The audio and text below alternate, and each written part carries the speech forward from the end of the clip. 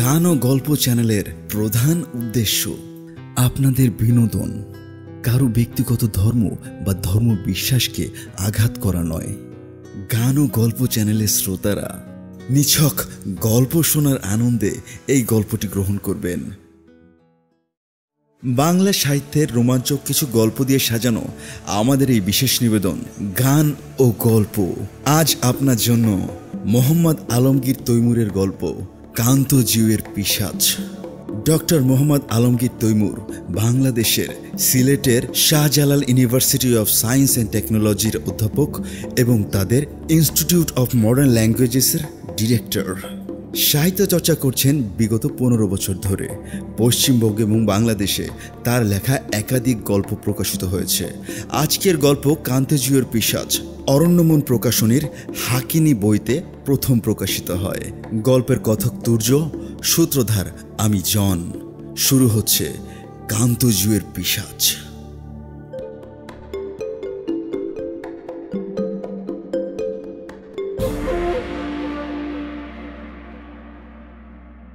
নবারুণ ক্লাবের সাথে football match খেলে বাড়ি ফিরে আঙিনায় ঢুকতে যাব, এমন সময় গেটের সামনে ঘোড়ায় টানা একটা গাড়ি এসে দাঁড়ালো।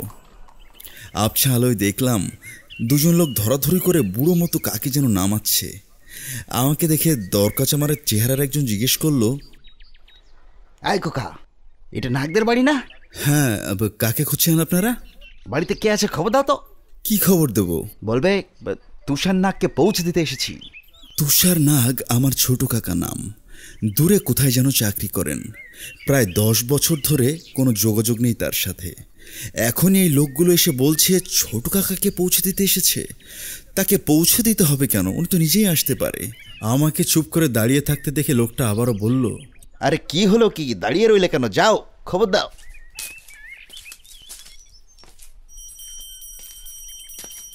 বাড়ির ভিতর ঢুকে দেখলাম মা ঠাকুর ঘরে সন্ধ্যা আরতি দিচ্ছে, বাবা দাওয়ায় বসে তামাক খাচ্ছে। এই সময় তার দোকানে থাকার কথা, অথচ বসে আছেন বাড়িতে। ব্যাপার কি? বাবা বললেন, আবার খেলতে গিয়েছিল সোম। ফাইনাল পরীক্ষার আগে আর 1 মাস বাকি। কতবার বলেছে এসব বন্ধ করো। খেলতে গিয়ে হাত পা ভাঙলে পরীক্ষা লাটে উঠবে, কিন্তু না, সাহেবের কানে কথা ঢুকলে তো যা নিষেধ করবো সেটাই করাই তোমার অভ্যেস দাঁড়িয়ে গেছে। ঠিক আছে, যা ভালো বোঝো তাই করো। ওলুপ মনে মুখ তো যথেষ্ট ছড়িয়েছি আমি। আজ থেকে আর কিচ্ছু বলবো না তোমায়। চোরের না শুনে ধর্মের কাহিনী। হ্যাঁ মেতু, আমার জুতো আর ছাতাটা দে, দোকানে যেতে হবে। দেরি হয়ে গেছে অনেক। মেঘলা আকাশ, যেতে বৃষ্টি না চলে আসে। নবাব খেলাধুলা করে বাড়ি ফিরেছেন। মা বেটি তার জন্য কি খেদমত করবে দেখো এখন। তবে তার আগে আমাকে বিদায় করো, ধন্য হই। ওদিকে বাইরে দুজন লোক আধমরা ছোট কাকাকে ডেলিভারি দেওয়ার জন্য দাঁড়িয়ে আছে।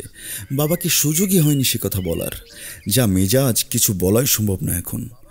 বাবা ভেতরে কাপড় পরছেন, এই সুযোগে মিতুকে বললাম, মিতু, বাইরে দুজন লোক দাঁড়িয়ে আছে, বলছে ছোট কাকাকে নাকি এনেছে, বাবাকে জানানো দরকার।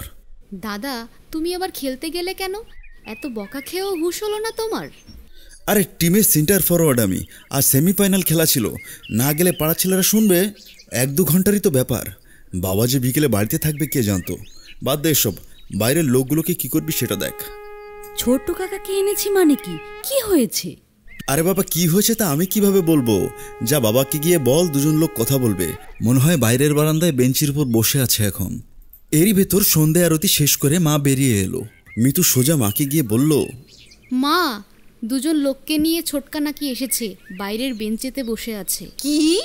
ঠাকুরপো এসেছে তো বাইরে কেন বসে আছে? ভেতরে আসেনি কেন? সে যে এসেছে তোকে জানালো কে? আর না কি এসেছে মানে কি? গুরুজনদের নিয়ে এ ভাষায় কথা বলা? আর দিন দিন যত ধিঙ্গি হচ্ছিস, ভদ্রতার বালাই তত কমছে। এই হলো মেয়ের মুখের ভাষা? পাশের বাসার রমাকে দেখ, ওর পা ধুয়ে জল খেয়ে ভদ্রতাটা একটু শেখ। মার বকুনি শুনে চোখ দিয়ে জল গলিয়ে পড়ল মিতুর। ওদিকে বাবা কাপড় পরে বেরোলো বলে বাইরে এসে যদি দেখে জুতো মুছে ছাতার সাথে চেয়ারের পাশে দরজার গোড়ায় পাট করে সাজিয়ে রাখা হয়নি, তো পাড়া মাথায় তুলবে। মা আবারও বলল, কথায় কথায় ফ্যাস ফ্যাস করে কাঁদবি না। কাঁদুনি গা মেয়ে আমার দু চক্ষের বিষ। নে কি হয়েছে বল এখন। কি হয়েছে তার আমি কি জানি, দাদাকে জিজ্ঞেস করো। এই সৌম্য, ছোটকাকে বাইরের বেঞ্চে বসিয়ে রেখে এসেছিস তুই? তোর কি কোনো আক্কেল জ্ঞান নেই? বাবা শুনলে বাড়ি মাথায় তুলবে, এই বলে রাখলাম। আরে আমি বলার সুযোগটা পেলাম কোথায়? বাড়িতে ঢুকতেই তো ধুন্দুমা লাগিয়ে দিলে। ঠিক আছে দাঁড়া, আমি দেখছি। মা গেলেন ভেতরে বাবাকে খবর দিতে। ওদিকে দরজায় শুরু হয়েছে কড়কড় করে কড়া নাড়া, থামছেই না, যেন টিনের চালে শিল পড়ছে। ছোটকাকে আপাতত আমার ঘরেই রাখা হলো। উনি শোবেন আমার খাটে। একদিকে দেওয়ালের পাশে জল চৌকিতে আমার শোয়ার ব্যবস্থা হলো। ছোটকাকে আলাদা একটা ঘরেও রাখা যেত, তবে উনি খুবই অসুস্থ। রাত বিরেতে কখন কি হয়, সাথে একজন লোক থাকা দরকার। হালকা আপত্তি করেছিলাম। সামনেই ক্লাস 12-এর ফাইনাল পরীক্ষা, রাত জেগে পড়তে হয়। রাত দুপুরে হ্যারিকেন জ্বললে ছোটকার আবার বিশ্রামের সমস্যা না হয়। বাবা বললেন, টেবিলের একদিকে খানকতক বই সাজিয়ে বেড়া দিয়ে দেবে, বেড়ার উপাসটায় রাখবে হ্যারিকেন, ব্যাস। এদিকটা অন্ধকার হয়ে যাবে। আর হ্যাঁ, চেঁচিয়ে পড়বি না, মনে মনে পড়বি। চেঁচিয়ে পড়তে হলে দিনের বেলা মৃত্যুর ঘরে গিয়ে পড়বি। বাবার এহেন সিদ্ধান্তে মুখ কালো হয়ে গেল আমার। মৃত্যুর বিছানা সবসময় খুব পরিপাটি, ঝাঁটা দিয়ে ঝাঁট দিয়ে শ্বেত পাথরের মেঝের মতো টান টান, বালিশের উপর পরিষ্কার তোয়ালে, এখানে সেখানে গোলাপের পাপড়িও মাঝে মাঝে ছড়িয়ে রাখে। বিছানায় নোংরা পা নিয়ে উঠলে ছিন্ন ভিন্ন হয়ে যাবে মৃত্যুর হৃদয়। চেঁচিয়ে পড়ার অভ্যাস তো সে কবে চলে গেছে। বাবা বাড়ি থাকলেই কেবল ঘ্যাং ঘ্যাং করে পড়া মুখস্থ করি।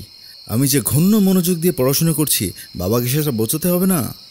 আমার বাবা লোকাল হাই স্কুলের সায়েন্স টিচার। সারাদিন স্কুলে ছাত্র ঢাঙান, বিকেলে বাড়ি এসে 4টে মুখে দিয়ে বাইসাইকেলে করে বাজারে বইয়ের দোকানে গিয়ে বসেন। বাড়ি ফিরতে ফিরতে রাত 10টা। বই ছাড়াও খবরের কাগজ, জিস্তা কাগজ, খাতা কলম, জ্যামিতি বাক্স, রং পেন্সিল, এসব স্টেশনারি জিনিসও আছে। এই দোকানটা ছিল আমার ঠাকুরদার, তবে আগে বিক্রি হতো ভুসিমাল। ঠাকুরদা গত হয়েছেন, সেই সাথে বিদে হয়েছে ভুসিমাল। বাবা শিক্ষক মানুষ, উনি কি আর ভুসিমাল বেচবে? বাবা অতিরিক্ত কড়া, স্মার্ট অ্যান্ড ডিসিপ্লিনে বিশ্বাসী। পান থেকে চুন, খয়ের জর্দা কিছুই খসার উপায় নেই। প্রতিদিন স্কুল থেকে ফিরে প্রথমে আমার টেবিলের বই, তারপর খাট এবং ঘর চেক করে দেখেন বই খাতা কলম ঠিকমতো গুছিয়ে রাখা হয়েছে কিনা, বিছানা চাদর টান টান আছে, বালিশের তলায় মশারি 4 ভাঁজ করে রাখা হয়েছে কি হয়নি, আলনার কাপড় সাজিয়ে রাখা হয়েছে, ঘরের মধ্যে ধুলো পড়ে নেই তো। সন্ধ্যের সময় জলখাবার খেয়ে পড়তে বসো। রাতের খাওয়া বাবা বাড়ি ফিরলে সবাই একসাথে, খাওয়ার পরপরই শোয়া যাবে না। বাবা আমার আর মিতুর পড়ার হিসেব নেবেন, এরপর ঘুম। গত 12 বছর এভাবেই চলছে। এখন ছোটকা এসেছেন, নিয়মের মধ্যে 12টা বাজবেই। রাতে আলো জ্বালায় ছোটকার কোনো অসুবিধা তো হলোই না, বরং তাকে বেশ খুশিই মনে হলো। এর কারণ ছোটকা রাতে জেগে থাকে, উনি শুধু দিনে ঘুমান। মাঝরাতের পর হ্যারিকেন নিভে দিতে গেলে নিষেধ করেন। হ্যারিকেনের আলো কমিয়ে তার খাটের তলায় রাখতে হয়। ভোরের দিকে সব তেল পুড়ে শেষ, সেই সাথে সলতেও। হ্যারিকেনের কাজ অমাবস্যার রাত, অবস্থা যে দাঁড়িয়েছে, মাস কাবারে তেলের খরচ জোগাতেই দফা শেষ হবে। শুধু আলো জ্বালিয়ে কি একরকম হতো। ছোটকার কারণে জানলা দরজা খোলারও উপায় নেই। আষাঢ় মাসের গরমে সেদ্ধ হয়ে গেলেও ঘরটাকে বেহুল আর বাসর ঘর বানিয়ে রাখতে হবে। সারা রাত ছোটকা কখনো বিছানার এপাশ ওপাশ করেন না। কিভাবে যে ম্যানেজ করেন উনি ভগবান জানে। তবে মানুষটা ভীষণ চুপচাপ আর দারুণ ফ্যাকাশে। মাথার চুল অর্ধেক নেই, 2-1 খাবলা এখানে ওখানে যা আছে ঘাড় বেয়ে নামতে শুরু করেছে। নখ দাড়িও কাটেন না কখনো। রাতের বেলায় জল জল করে চোখ। বিছানার উপর আতশোয়া ছুঁয়ে ছাতের কড়ি কাঠের দিকে তাকিয়ে থাকেন। তার অসুখটা যে আসলে কি ধরাই যাচ্ছে না। উনি নিজে কিছু বলেন না, সবাই ধরেই নিয়েছে মাথা খারাপ হয়ে গেছে। ভবিষ্যতে ভালো হওয়ার কোনো আশা নেই। বিয়ে করেছিলেন ছোটকা, একটা ছেলেও ছিল। তারা হঠাৎ কোথায় যেন নিরুদ্দেশ হয়ে গেল, কেউ জানে না। এরপরই নাকি পাগলামির লক্ষণ দেখা দেয় তার ভেতর। শেষমেশ অবস্থায় এমন দাঁড়ালো যে উনি বিছানা থেকে আর উঠতেই পারে না। গায়ে কখানা শুধু হাড়, মাংস চর্বি চলে গেছে বহু আগে। দেখার কেউ নেই।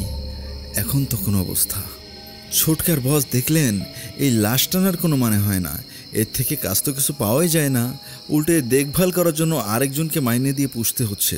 চিকিৎসা, ওষুধপত্রের ওষুধ আলাদা, তারপর অবস্থাটা দাঁড়িয়ে আছে, টেসে যাবে যে কোনো দিন, তখন হবে আরেক জ্বালা। আত্মীয় স্বজন না ডেকে তো ডাহ করা যাবে না, ওদিকে কোথায় এর আত্মীয়তা কে জানে। ছোটকার গায়ে গুইতে আমলে দিলেন না মালিক, দুজন লোকের সঙ্গে তাকে পাঠিয়ে দিলেন নিকটতম আত্মীয়ের কাছে। ছোটকা কচ্ছপের মতো নীরব, কারোর কোনো প্রশ্নেরই উত্তর দেন না। তার বিষয়ে যেটুকু জানার তা সবই জানা গেছে যে দুজন তাকে বয়ে নিয়ে এসেছিল তাদের কাছ থেকে। তবে ধীরে ধীরে তার সাথে আমার আলাপ জমে উঠল। সখ্যতাটা হলো এইভাবে, দেখা গেল ছোটকা আমরা যা খাই তা প্রায় কিছুই খেতে পারেন না। রুটি তরকারি, ডাল ভাত, ছেদি চিংড়ি মাছের ঝোল, এসব কিছুই তার মুখে রোচে না। এরই ভেতরে একদিন আমরা পাড়ার ছেলেরা মিলে পিকনিক করলাম। মুরগির ঝোল, সাদা ভাত, রান্নার দায়িত্ব ছিল আমাদের মদনার। সে নাকি খুব ভালো মুরগি রাঁধে। বাস্তবে দেখা গেল এক হাঁড়ি টেলটেলে ঝোলের তলায় কতগুলো হাড় পড়ে আছে। বেশিক্ষণ সিদ্ধ করার কারণে ছিবড়ে পড়ে গেছে মাংস। নুন তো হয়নি, তেল মশলারও কোনো ঠিক নেই। মদনার অবশ্য দোষ না, বাড়ি থেকে এসব আর কতটুকুই বা চুরি করে আনা যায়। আমরা চারজন যা পারলাম খেলাম। বাকিটুকু মদনা ফেলে দিতে যাচ্ছিল, কি মনে করে হঠাৎই বললাম, এই এই মদনা, ঝোলটা ফেলিস না, কাঁসারি বাটিতে ঢালতো। ঘরে ফিরে পড়ার টেবিলের উপর অঙ্ক খাতা দিয়ে ঢেকে রাখলাম বাটিটা। তখন সন্ধ্যা হব হব করছে। ঘুম থেকে ওঠার সময় হয়েছে ছোটকার। ঘুম ভেঙেই ছুপছুপ করে গন্ধ শুকতে লাগলেন ছোটকা। খ্যানখ্যানে গলায় বললেন, সুমো, ঘরে কিসের গন্ধ রে? ভারী মিষ্টি তো। ও কিছু না ছোটকা, বাটিতে মুরগির ঝোল রেখেছি কিছু। তাই নাকি? নেয় তো দেখি, নেয়। ছোটকার কাছে বাটি নিয়ে যেতে যতক্ষণ এক টানে বাটি ফাঁকা। দেখলাম পরম তৃপ্তিতে বুঝে আসছে ছোটকার চোখ। সেই থেকে শুরু। একদিন দুদিন পরেই ছোটকাকে মাংসের ঝোল খাওয়াতে হয়। মাংস কেনার টাকা আর পাবো কোথায়? বাজারে যেসব খাসি পাওয়া যায়, বিক্রি হয়, ওগুলোর ছাড়, গাটের হাড় 1 পয়সা 2 পয়সা ধরে কিনে এনে মাকে বলে নুন বাদে হালকা কোনো মতে সেদ্ধ করে গামলা ভরেই দিতে লাগলাম তাকে। আস্তে আস্তে বেশ ভাব হলো ছোটকার সাথে। প্রতি রাতে একটু একটু করে শুনতে লাগলাম তার জীবনের ঘটনা। ছোটকা চাকরি করতেন দিনাজপুর মালদা জেলার জমিদার রাজা গিরিজানাথের এস্টেটে। এই গিরিজানাথই ওখানকার বিখ্যাত নবরত্ন অর্থাৎ কান্তিজিউর মন্দির সংস্কার করান। রাজা গিরিজানাথেরা ঘন ঘন মৃগয়ে যেতেন। দিনাজপুরের উত্তরে বীরগঞ্জ ন্যাশনাল পার্ক আর ধীপা নদীর পাড়ে ছিল শিকারের প্রধান জায়গা। গিরিজানাথ দেখলেন এই দুর্গম এলাকায় বেদরা ফাঁদ পেতে পেতে সাফ করে দিচ্ছে রাজ্যের যত বন্য পশু পাখি। দিনকে দিন হু হু করে কমে যাচ্ছে শিকার। বাঘরোল, চিতা, চিত্রল হরিণ, পরিযায়ী পাখি কোনোটাকেই ছাড় দিচ্ছেন না। গিরিজানাথ বুঝলেন তার দরকার একজন দক্ষ রেঞ্জারের। ছোটকা প্রথম জীবনে চাকরি করতেন ল্যান্ড সার্ভে অফিসে। বাগেরহাট সুন্দরবন এলাকায় সার্ভে করতে গিয়ে ফরেস্ট ডিপার্টমেন্টের লোকেদের সঙ্গে পরিচয় হয় তার। ছোটবেলা থেকেই কাকার আবার খুব শিকারের নেশা। কলকাতায় কলেজে পড়ার সময় তার বন্ধু সাতক্ষীরা শ্যামনগরের জমিদারের বড় ছেলে সুকুমার সেনের ডান হাত ছিলেন, শুধুই শিকারি হওয়ার কারণে। যেভাবেই হোক ফরেস্ট অফিসারকে ধরে রেঞ্জারের চাকরি নেন কাকা। এরপর ভালোই চলছিল। নৌকো কিংবা স্টিমারের সুন্দরবনের ভেতর ঘোরাঘুরি, যখন তখন হরিণ শিকার, পরিযায়ী পাখি মারা। কলকাতা থেকে সাহেবরা এলেই তাদেরকে নিয়ে বনে বনে ঘুরে ঘুরে বাঘ বা হরিণ শিকারের ব্যবস্থা করা। কিন্তু এরই ভেতর ঘটল এক ঘটনা। কাকাদের অফিসে খবর হলো গভীর বনে স্থানীয় মাওয়ালিরা ফাঁদ পেতে বাঘ হরিণ ধরে সাফ করে দিচ্ছে। এমনিতে মাওয়ালিরা বন থেকে মোম ও মধু সংগ্রহ করে, নদী থেকে মাছও ধরে, তবে এর বাইরে কোনো কিছু করার অধিকার তাদের নেই। গাছ কাটা, জঙ্গলি জানোয়ার ধরা পুরোপুরি নিষিদ্ধ, শাস্তিযোগ্য অপরাধ। ইংরেজ সরকারের আইন বড় কড়া। সাহেব কিংবা রাজরাজারাই শুধু শিকার করতে পারবে, অন্য কেউ না। যদি কেউ করে আর ধরা পড়ে তবে জেল জরিমানা ঠেকানোর কোনো উপায় নেই। 4 জন সিপাহী নিয়ে মাঝারি সাইজের এক নৌকো নিয়ে রওনা হলেন কাকা। সঙ্গে অন্তত 7 দিন চলার মতো চাল ডাল আনাজপাতি আর ঘরা ভরা খাবার জল। এইসব মাওয়ালিদের পিছু নিয়ে তাদের ধুঁকতে কতদিন লাগে কে জানে। ভয়ানক ধূর্ত এরা। সুন্দরবনের সব রাস্তা এদের মুখস্থ। ফরেস্ট অফিসারদের কিভাবে ফাঁকি দিতে হয় সেদিকটা ভালোই আয়ত্ত করেছে এরা। তবে অফিসারদের একটা খুব বড় সুবিধা আছে যা এদের নেই। খাকি পোশাক পরে এমন কাউকে বাদায় বাঘ আক্রমণ করেছে এমন ইতিহাসে নেই। ওদিকে বাঘের দল হারদাম মাওয়ালিদের ঘাড় মটকাচ্ছে। সুন্দরবন দূর থেকে যত ভালো, কাছে ততই ভয়ঙ্কর। বন জুড়ে পাড় বোঝাই করা গোলপাতা ঘাড়ে নিয়ে সরু সরু অসংখ্য নদী, নোনা জলের কারণে মাটি থেকে বেরিয়েছে গাছের শেকড়। তীক্ষ্ণধার শুলের মতো খাড়া হয়ে আছে পুরো জঙ্গল জুড়ে। খোলা বাতাস থেকে শুষে নিচ্ছে অক্সিজেন। এর উপর একবার পা হড়কে পড়লে শেষ হয়ে যাবে যে কেউ। কাপড়ের খুঁট যদি একবার লাগে তো ছিঁড়ে ফালা ফালা। এরই ভেতর ইয়াইয়া বড় সব সাপের আড্ডা। নদীতে অ্যালিগেটর টাইপ কুমিরের ছড়াছড়ি, জলের উপর নাক বার করা। দেখলে মনে হবে খুঁটে হাসছে। অবশ্য এর থেকেও ভয়াবহ জিনিস হলো কালা হাঙর আর কামুক মাছ। জলের তলায় থাকে এই অদ্ভুত প্রাণী। এমন ধারের দাঁতে যে কখন পা কেটে নিয়ে গেছে বোঝাই যায় না। বাদা হলো সেই জায়গা যাকে বলে জলে কুমির ডাঙায় বাঘ। এর পরেও সমস্যা আছে। জঙ্গলে ঢুকলে বেশি দূর যাওয়া যাবে না। দিনে দিনে যাতে ফিরে আসা যায় শুধু তত দূরই যাওয়া যাবে। রাতের বন অতি ভয়ঙ্কর। বাঘে না খেলেও বিষাক্ত কাঁকড়া বিছে অথবা সাপ শেষ করবে। যদি তারপরেও কেউ বেঁচে যায় তো ম্যালেরিয়া শেষ করবে তাকে। ডেউ পিঁপড়া সাইজের এক একটা মশা মৌমাছির চাক বানিয়ে দেবে শরীরটাকে। এখানেই শেষ না। বনের ভেতর সব গাছ দেখতে একই রকম। সূর্য ঠিকঠাক দেখা যায় না। দিক ভুল হওয়ার 16 আনা সম্ভাবনা। আর পথ যদি একবার হারায় আর দেখতে হবে না। ভেতরে বাইরে করার একমাত্র পথ হলো মাওয়ালিদের বানানো সরু পায়ে চলা পথ বা ট্রেন।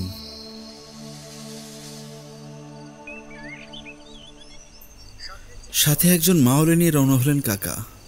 ব্যাপারটা ঘটছে জঙ্গলের বেশ গভীরে। জায়গা মতো যেতেই 2 দিন পেরিয়ে গেল। 3 দিনের দিন ভোরবেলা শুরু হলো শেল ধরে চলা। বাদায় বৃষ্টি হয় প্রচুর। এই কারণে ট্রেল চলাচলের জন্য যেসব চিহ্ন থাকার কথা সেগুলো মুছে যায় খুব সহজে। খুঁজে পেতে এক একটা ট্রেল ধরে এগিয়ে যান কাকারা। ভোর থেকে শুরু করে দিনের অর্ধেক সময় পর্যন্ত জঙ্গলের ভেতর হেঁটে হেঁটে দেখেন, তারপর ফিরে আসেন নৌকোয়। আসার পথেই ঘড়িয়াল পাখি বা হরিণ মেরে আনেন। নৌকোয় বসে ওগুলো ছাল ছাড়িয়ে রান্না খাওয়া হয়। দেখতে দেখতে 6 দিন পেরিয়ে গেল। দুষ্টু মাওয়ালিদের কোনো দেখা নেই।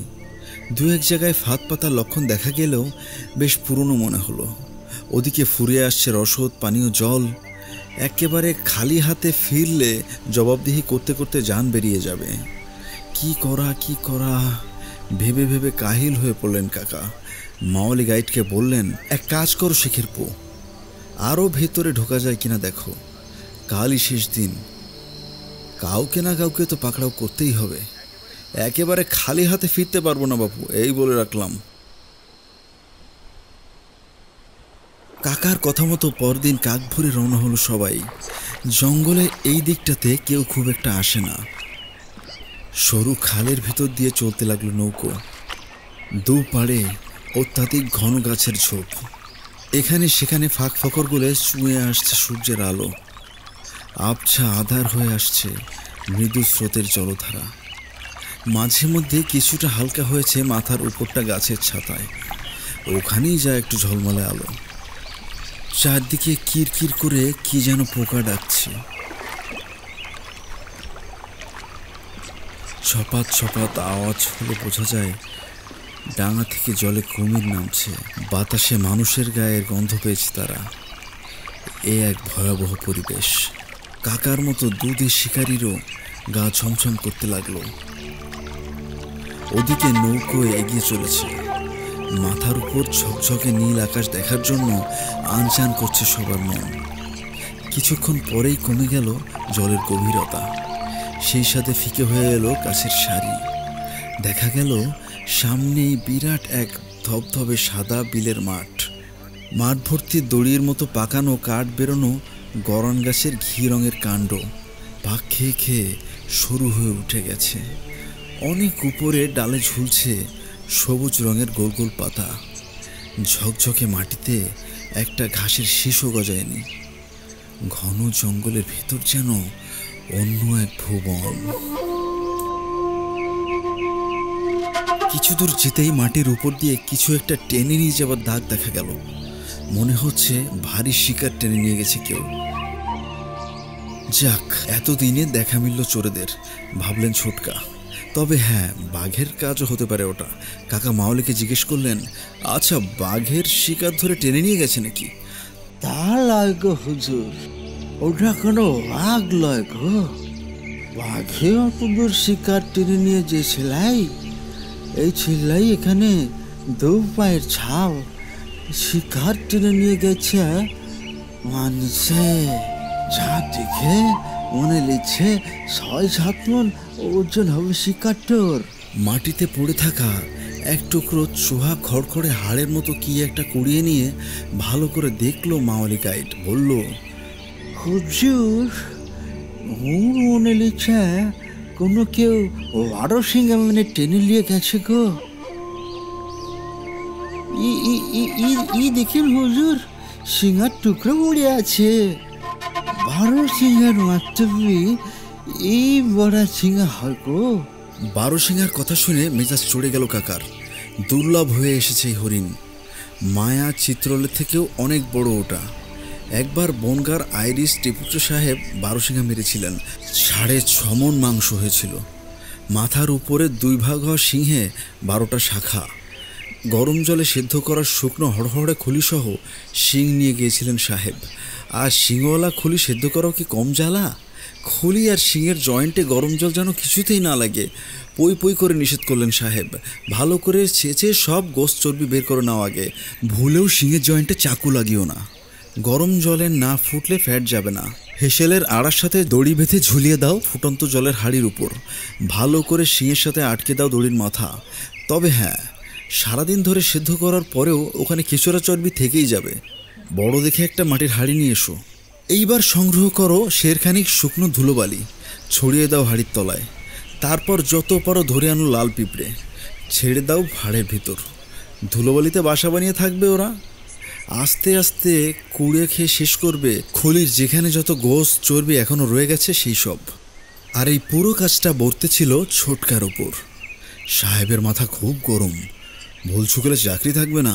পিয়ন আরদালির উপর ভরসা করা যায় না। ফরেস্ট অফিসার দায়িত্বটা চাপালেন কাকার ঘাড়ে। তবে ওই ঘটনার পরপরই নিষিদ্ধ হয় ১২ সিংহা মারা। পুরো বাদা এলাকায় এখন ১১২ সিংহা আছে কিনা সন্দেহ। সাহেব শুভই হাত দেয় না ১২ সিংহার গায়ে, আর এখানে কিনা অবলীলায় মারা হচ্ছে। খুন চেপে গেল কাকার মাথায়। শিকারী হলেও বুনো জন্তুর উপর তার অঢেল মায়া। সাদা বেলে মাটির মাঠ পেরোতেই সামনে পড়ল কালচে মাটির প্রান্তর। মাঝে মাঝে সুন্দরী গাছ, তবে প্রান্তর ভর্তি হাঁটু সমান শুলের মতো চোখা চোখা মূল। দেখে মনে হবে মাটিতে লাল লাল সাদা রঙের খাটো আকারের সরকি পুঁতে রেখেছে কেউ। ভালো লক্ষ্য করলেই বোঝা যায় শক্ত শিকড়ের উপর দাঁড়িয়ে আছে ওগুলো। এমন চোখা মাথা কাপড় ঘষা খেলেও ছিঁড়ে নেতা হয়। তবে এর ভিতর দিয়ে সরু পায়ে চলা পথ আছে। টেনে নিয়ে যাওয়া দাগ দেখা যাচ্ছে ওখানে। প্রায় আধ মাইল পথ চলার পর শেষ হয়ে এলো শুরু প্রান্তর। এরপরেই সবুজ জলের ছোট্ট একটা পুকুরের মতো। ওপারে ১ বিঘে জমির উপর প্রকাণ্ড এক কেওড়া গাছ নুয়ে পড়েছে থোকা থোকা সবুজ রঙের গোল গোল ফলে। কেওড়া গাছ যে এত বড় হতে পারে না দেখলে বিশ্বাস করা কঠিন। এ যে কোন আমলের গাছ তা ভগবানই বলতে পারবে। গাছের নিচে কাণ্ডের ভিতর ৪ ফুট উঁচু, ৩ ফুট চওড়া, ২ ফুট গভীর ফোকর। ফোকরের ভেতর বাদামি রঙের বেলে পাথরের অপূর্ব সুন্দরী যুবতী নারীর মূর্তি। মূর্তির ডান হাতে ধরা একটি ছামর, মাথার বাদিকে কুণ্ডলি পাকানো পাথুরে নাগ। হঠাৎ দেখলে মনে হবে কাত করে পড়া গোল পাগড়ি, কনুয়ের নিচ থেকে বাঁ হাত কাটা, সারা গায়ে বহুমূল্য অলংকার, ভয়ানক সুন্দর মূর্তি। কর্পূর আর ঘিয়ের গন্ধে ম করছে পরিবেশ। মূর্তির দিকে মুখ করে মাটিতে উবু হয়ে বসে আছে মাঝ বয়সী এক লোক। তেঁতুল জটা মাথা, পরনে বাঘের ছাল, পাশে মুন্ডু কাটা 12 সিংহা। পেট চিরে নারী ভুঁড়ি সব বার করে নেওয়া হয়েছে। হঠাৎ আকাশ কাঁপিয়ে আওয়াজ উঠল, ওম মা ইন্দ্রি মহাভগবতী স্বাহা। ওম মহাভূমিদন্ত্রী ভগবান শ্রী শ্রীমন্ত্র স্বাহা। ওম জয়ং জয়ং সমন্ত্রী মহামন্ত্রী জি সন্ত্রমন্ত্রী আহা। কেঁপে উঠল ছুটকার দল। খপ করে তার ডান হাত ধরল মাওলি শেখের পো। কাপা কাপা গলায় বলল, ও হুজুর, এ ভীষণই জোছেনি। এর মতন নামই শুনেছি এতদিন, চোখে দেখিলাই গো। এ যক্ষিণীর পূজা করে জঙ্গলে কুঠাতের সর্দার মহারাজাদের চিনে রায়। 100,000 ভগ্য মাইলের এই বাধা এলাকায় মালি আর বাওয়ালি 2 জাতের বাস গ। কারো সাথে মেশামেশি লাই গো। যে যত দুষ্প্রাপ্য সামনে চিহ্ন চাই খুব সব খুঁজে বেড়ায়। আসলে কি করে তাকেও জানে লাই গো। হীরা এক পূজা করে এক ঈশ্বরের নামটাও তার ভীষণই যক্ষিণী। ভুলে চড়াইয়ে উজ্জা দিতে হয় 3 দশটা মুড়ে। শুধু 10,000 বার আওড়াইতে হয় বীজ মন্তর। কাকা শুনেছেন সুন্দরবন এলাকায় বহুকাল আগে সমৃদ্ধ জনপদ ছিল। দুর্ভেদ্য জঙ্গলে আছে জটাকেউর, কপিলামণির ধ্বংসাবশেষ। 1000 বছর আগে সাগর যখন আরও কাছে ছিল, 5 মাইল লম্বা শহর ছিল এখানে। বড় বড় সব পোতাশ্রয়, সমুদ্র বন্দর, নুনের চালান যেত দেশ থেকে দেশান্তরে। এখনও গভীর অরণ্যে কেওড়া গাছের ঝোপের আড়ালে হঠাৎ দেখতে পাওয়া যায় পাল আমলের 3 ফুট লম্বা ইটের দাঁত বার করা মোটা মোটা ক্ষীরা, পাকড়ের শিকড়ে লটকে থাকা ভেঙে পড়া তরুণীর ধনুক বাঁকা মাথা। মহাভারতে এই জায়গাটি বলা হয়েছে রসাতল। এ এক অদ্ভুত ভুবন। মহারাজ দক্ষিণী রায় নাকি অলৌকিক ক্ষমতাধর, দারুণ রকচটা স্বভাবের লোক। অনেক সম্মান দিয়ে কথা বলতে হয় তার সাথে। ছোটকা শেখের পর কথা কানেও তুললেন না। হন হন করে হেঁটে এগিয়ে গেলেন 12 সিংহার লাশের কাছে। থামলেন পূজারীর কাদা দাগ লাগা পিঠের ফুট 2 পেছনে। ওদিকে মন্ত্রপাঠ চলছে তো চলছেই। একটু কেশে ছোটকা জিজ্ঞেস করলেন, শুনছেন? প্রথম 2-1 বার জিজ্ঞেস করার পর মনে হলো দক্ষিণী শুনতে পায়নি কিছু। কাকা তখন হাতে ধরা পাকানো বেটের লাঠি দিয়ে খোঁজা দিলেন পূজারীর পিঠে। ঘাড় ঘুরিয়ে তাকালো পূজারী।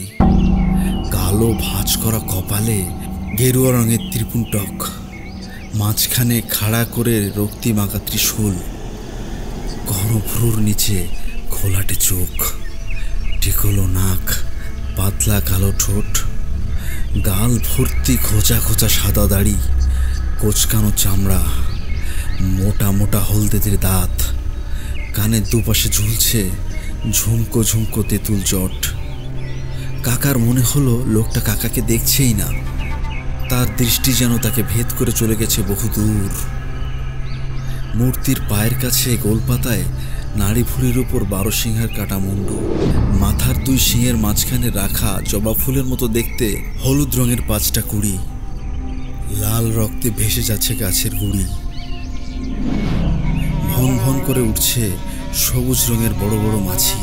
12 সিংহার আধ বোঝা চোখে নিষ্প্রাণ নীলময়ীর নজরে পড়তেই রাগে জ্বলে উঠলেন কাকা। নিরীহ বিলুপ্ত প্রাণীর এই জঘন্য দশা! কাকা বললেন, এই বেটা, তুই হরিণ মেরেছিস কেন? হ্যাঁ, এটা একটা শাস্তিযোগ্য অপরাধ। তোকে আমার সাথে এক্ষুনি যেতে হবে। চল ওঠ ওঠ। পূজারী ওদিকে যেকে সেই, ওঠার কোনো লক্ষণ নেই তার ভেতর। এইসব ছোট লোক টাইপ অপরাধীদের গায়ে অফিসাররা হাত লাগায় না। কাকা তখন সিপাহীদের ডাকলেন, হেড়ে গলায় বললেন, এই গ্রেপ্তার করো একে, অ্যারেস্ট হিম। সিপাহীরা ওদিকে থম মেরে দাঁড়িয়ে আছে, কাকা রটার জন্য শুনতেই পায়নি। কাকা আবার বললেন, কি হলো, তোমরা এখনো দাঁড়িয়ে আছো? গ্রেপ্তার করো একে এক্ষুনি। এরপরেও সিপাহীরা অনড়। মরিয়া হয়ে কাকা বললেন, বেশ, তাহলে আমি দেখছি। ঠিক এই সময় উড়ে এসে কাকার পায়ের উপর পড়লো সে খেপো, বলল, হুজুর হুজুর, ভুল করাও ও কাজটি করবেন লাগো। আপনি তো চাইবেলি সে সঙ্গে আমরাও নির্বংশ হব। দয়া করুন হুজুর, দয়া করুন। যা হবার হয়েছে, এখন ফিরে চলেন গো, ফিরে চলেন। ফিরে যাব? তোমাদের কি মাথা খারাপ? এখানে একটা অপরাধ হয়েছে, অপরাধী হাতে নাতে ধরা পড়েছে। স্টেশনে গিয়ে কি জবাব দেবো আমি? কাকার কথা শেষ হয়েছে কি হয়নি, শুরু হলো সাই সাই বাতাস। অস্বাভাবিক শীতল হয়ে উঠল পরিবেশ। ঘন কালো মেঘে ছেয়ে গেল আকাশ। ঘনিয়ে এলো আধার। ফেলে আসা বালুর প্রান্তার থেকে এমন ধুলোবালি উঠল, চোখ মেলে তাকানোই যায় না। অগন্তি শ্বাস মলে হাওয়াত লেগে শূন্যে ভাসতে লাগলো তীব্র আ আ শব্দ, যেন মাথার চুল ছিঁড়ে বিলাপ করছে কেউ। প্রকৃতির এমন উদ্ভট আচরণে ঘাবড়ে গেলেন কাকা। পিছু হটতে গিয়ে মাটিতে গজানো শ্বাস মলে হোঁচট খেয়ে পড়ে গেলেন দড়াম করে। দু চোখে ঘনিয়ে এলো আধার। জ্ঞান ফিরলে পর কাকা দেখলেন নৌকোয় শুয়ে আছেন। সিপাহীরা জানালো বহু কষ্টে তাকে ঘাড়ে করে বয়ে নৌকো অবধি পৌঁছাতে পেরেছিল তারা। এরপরই যত তাড়াতাড়ি পারে লগি মেরে খাল থেকে বেরিয়ে এসেছে তারা।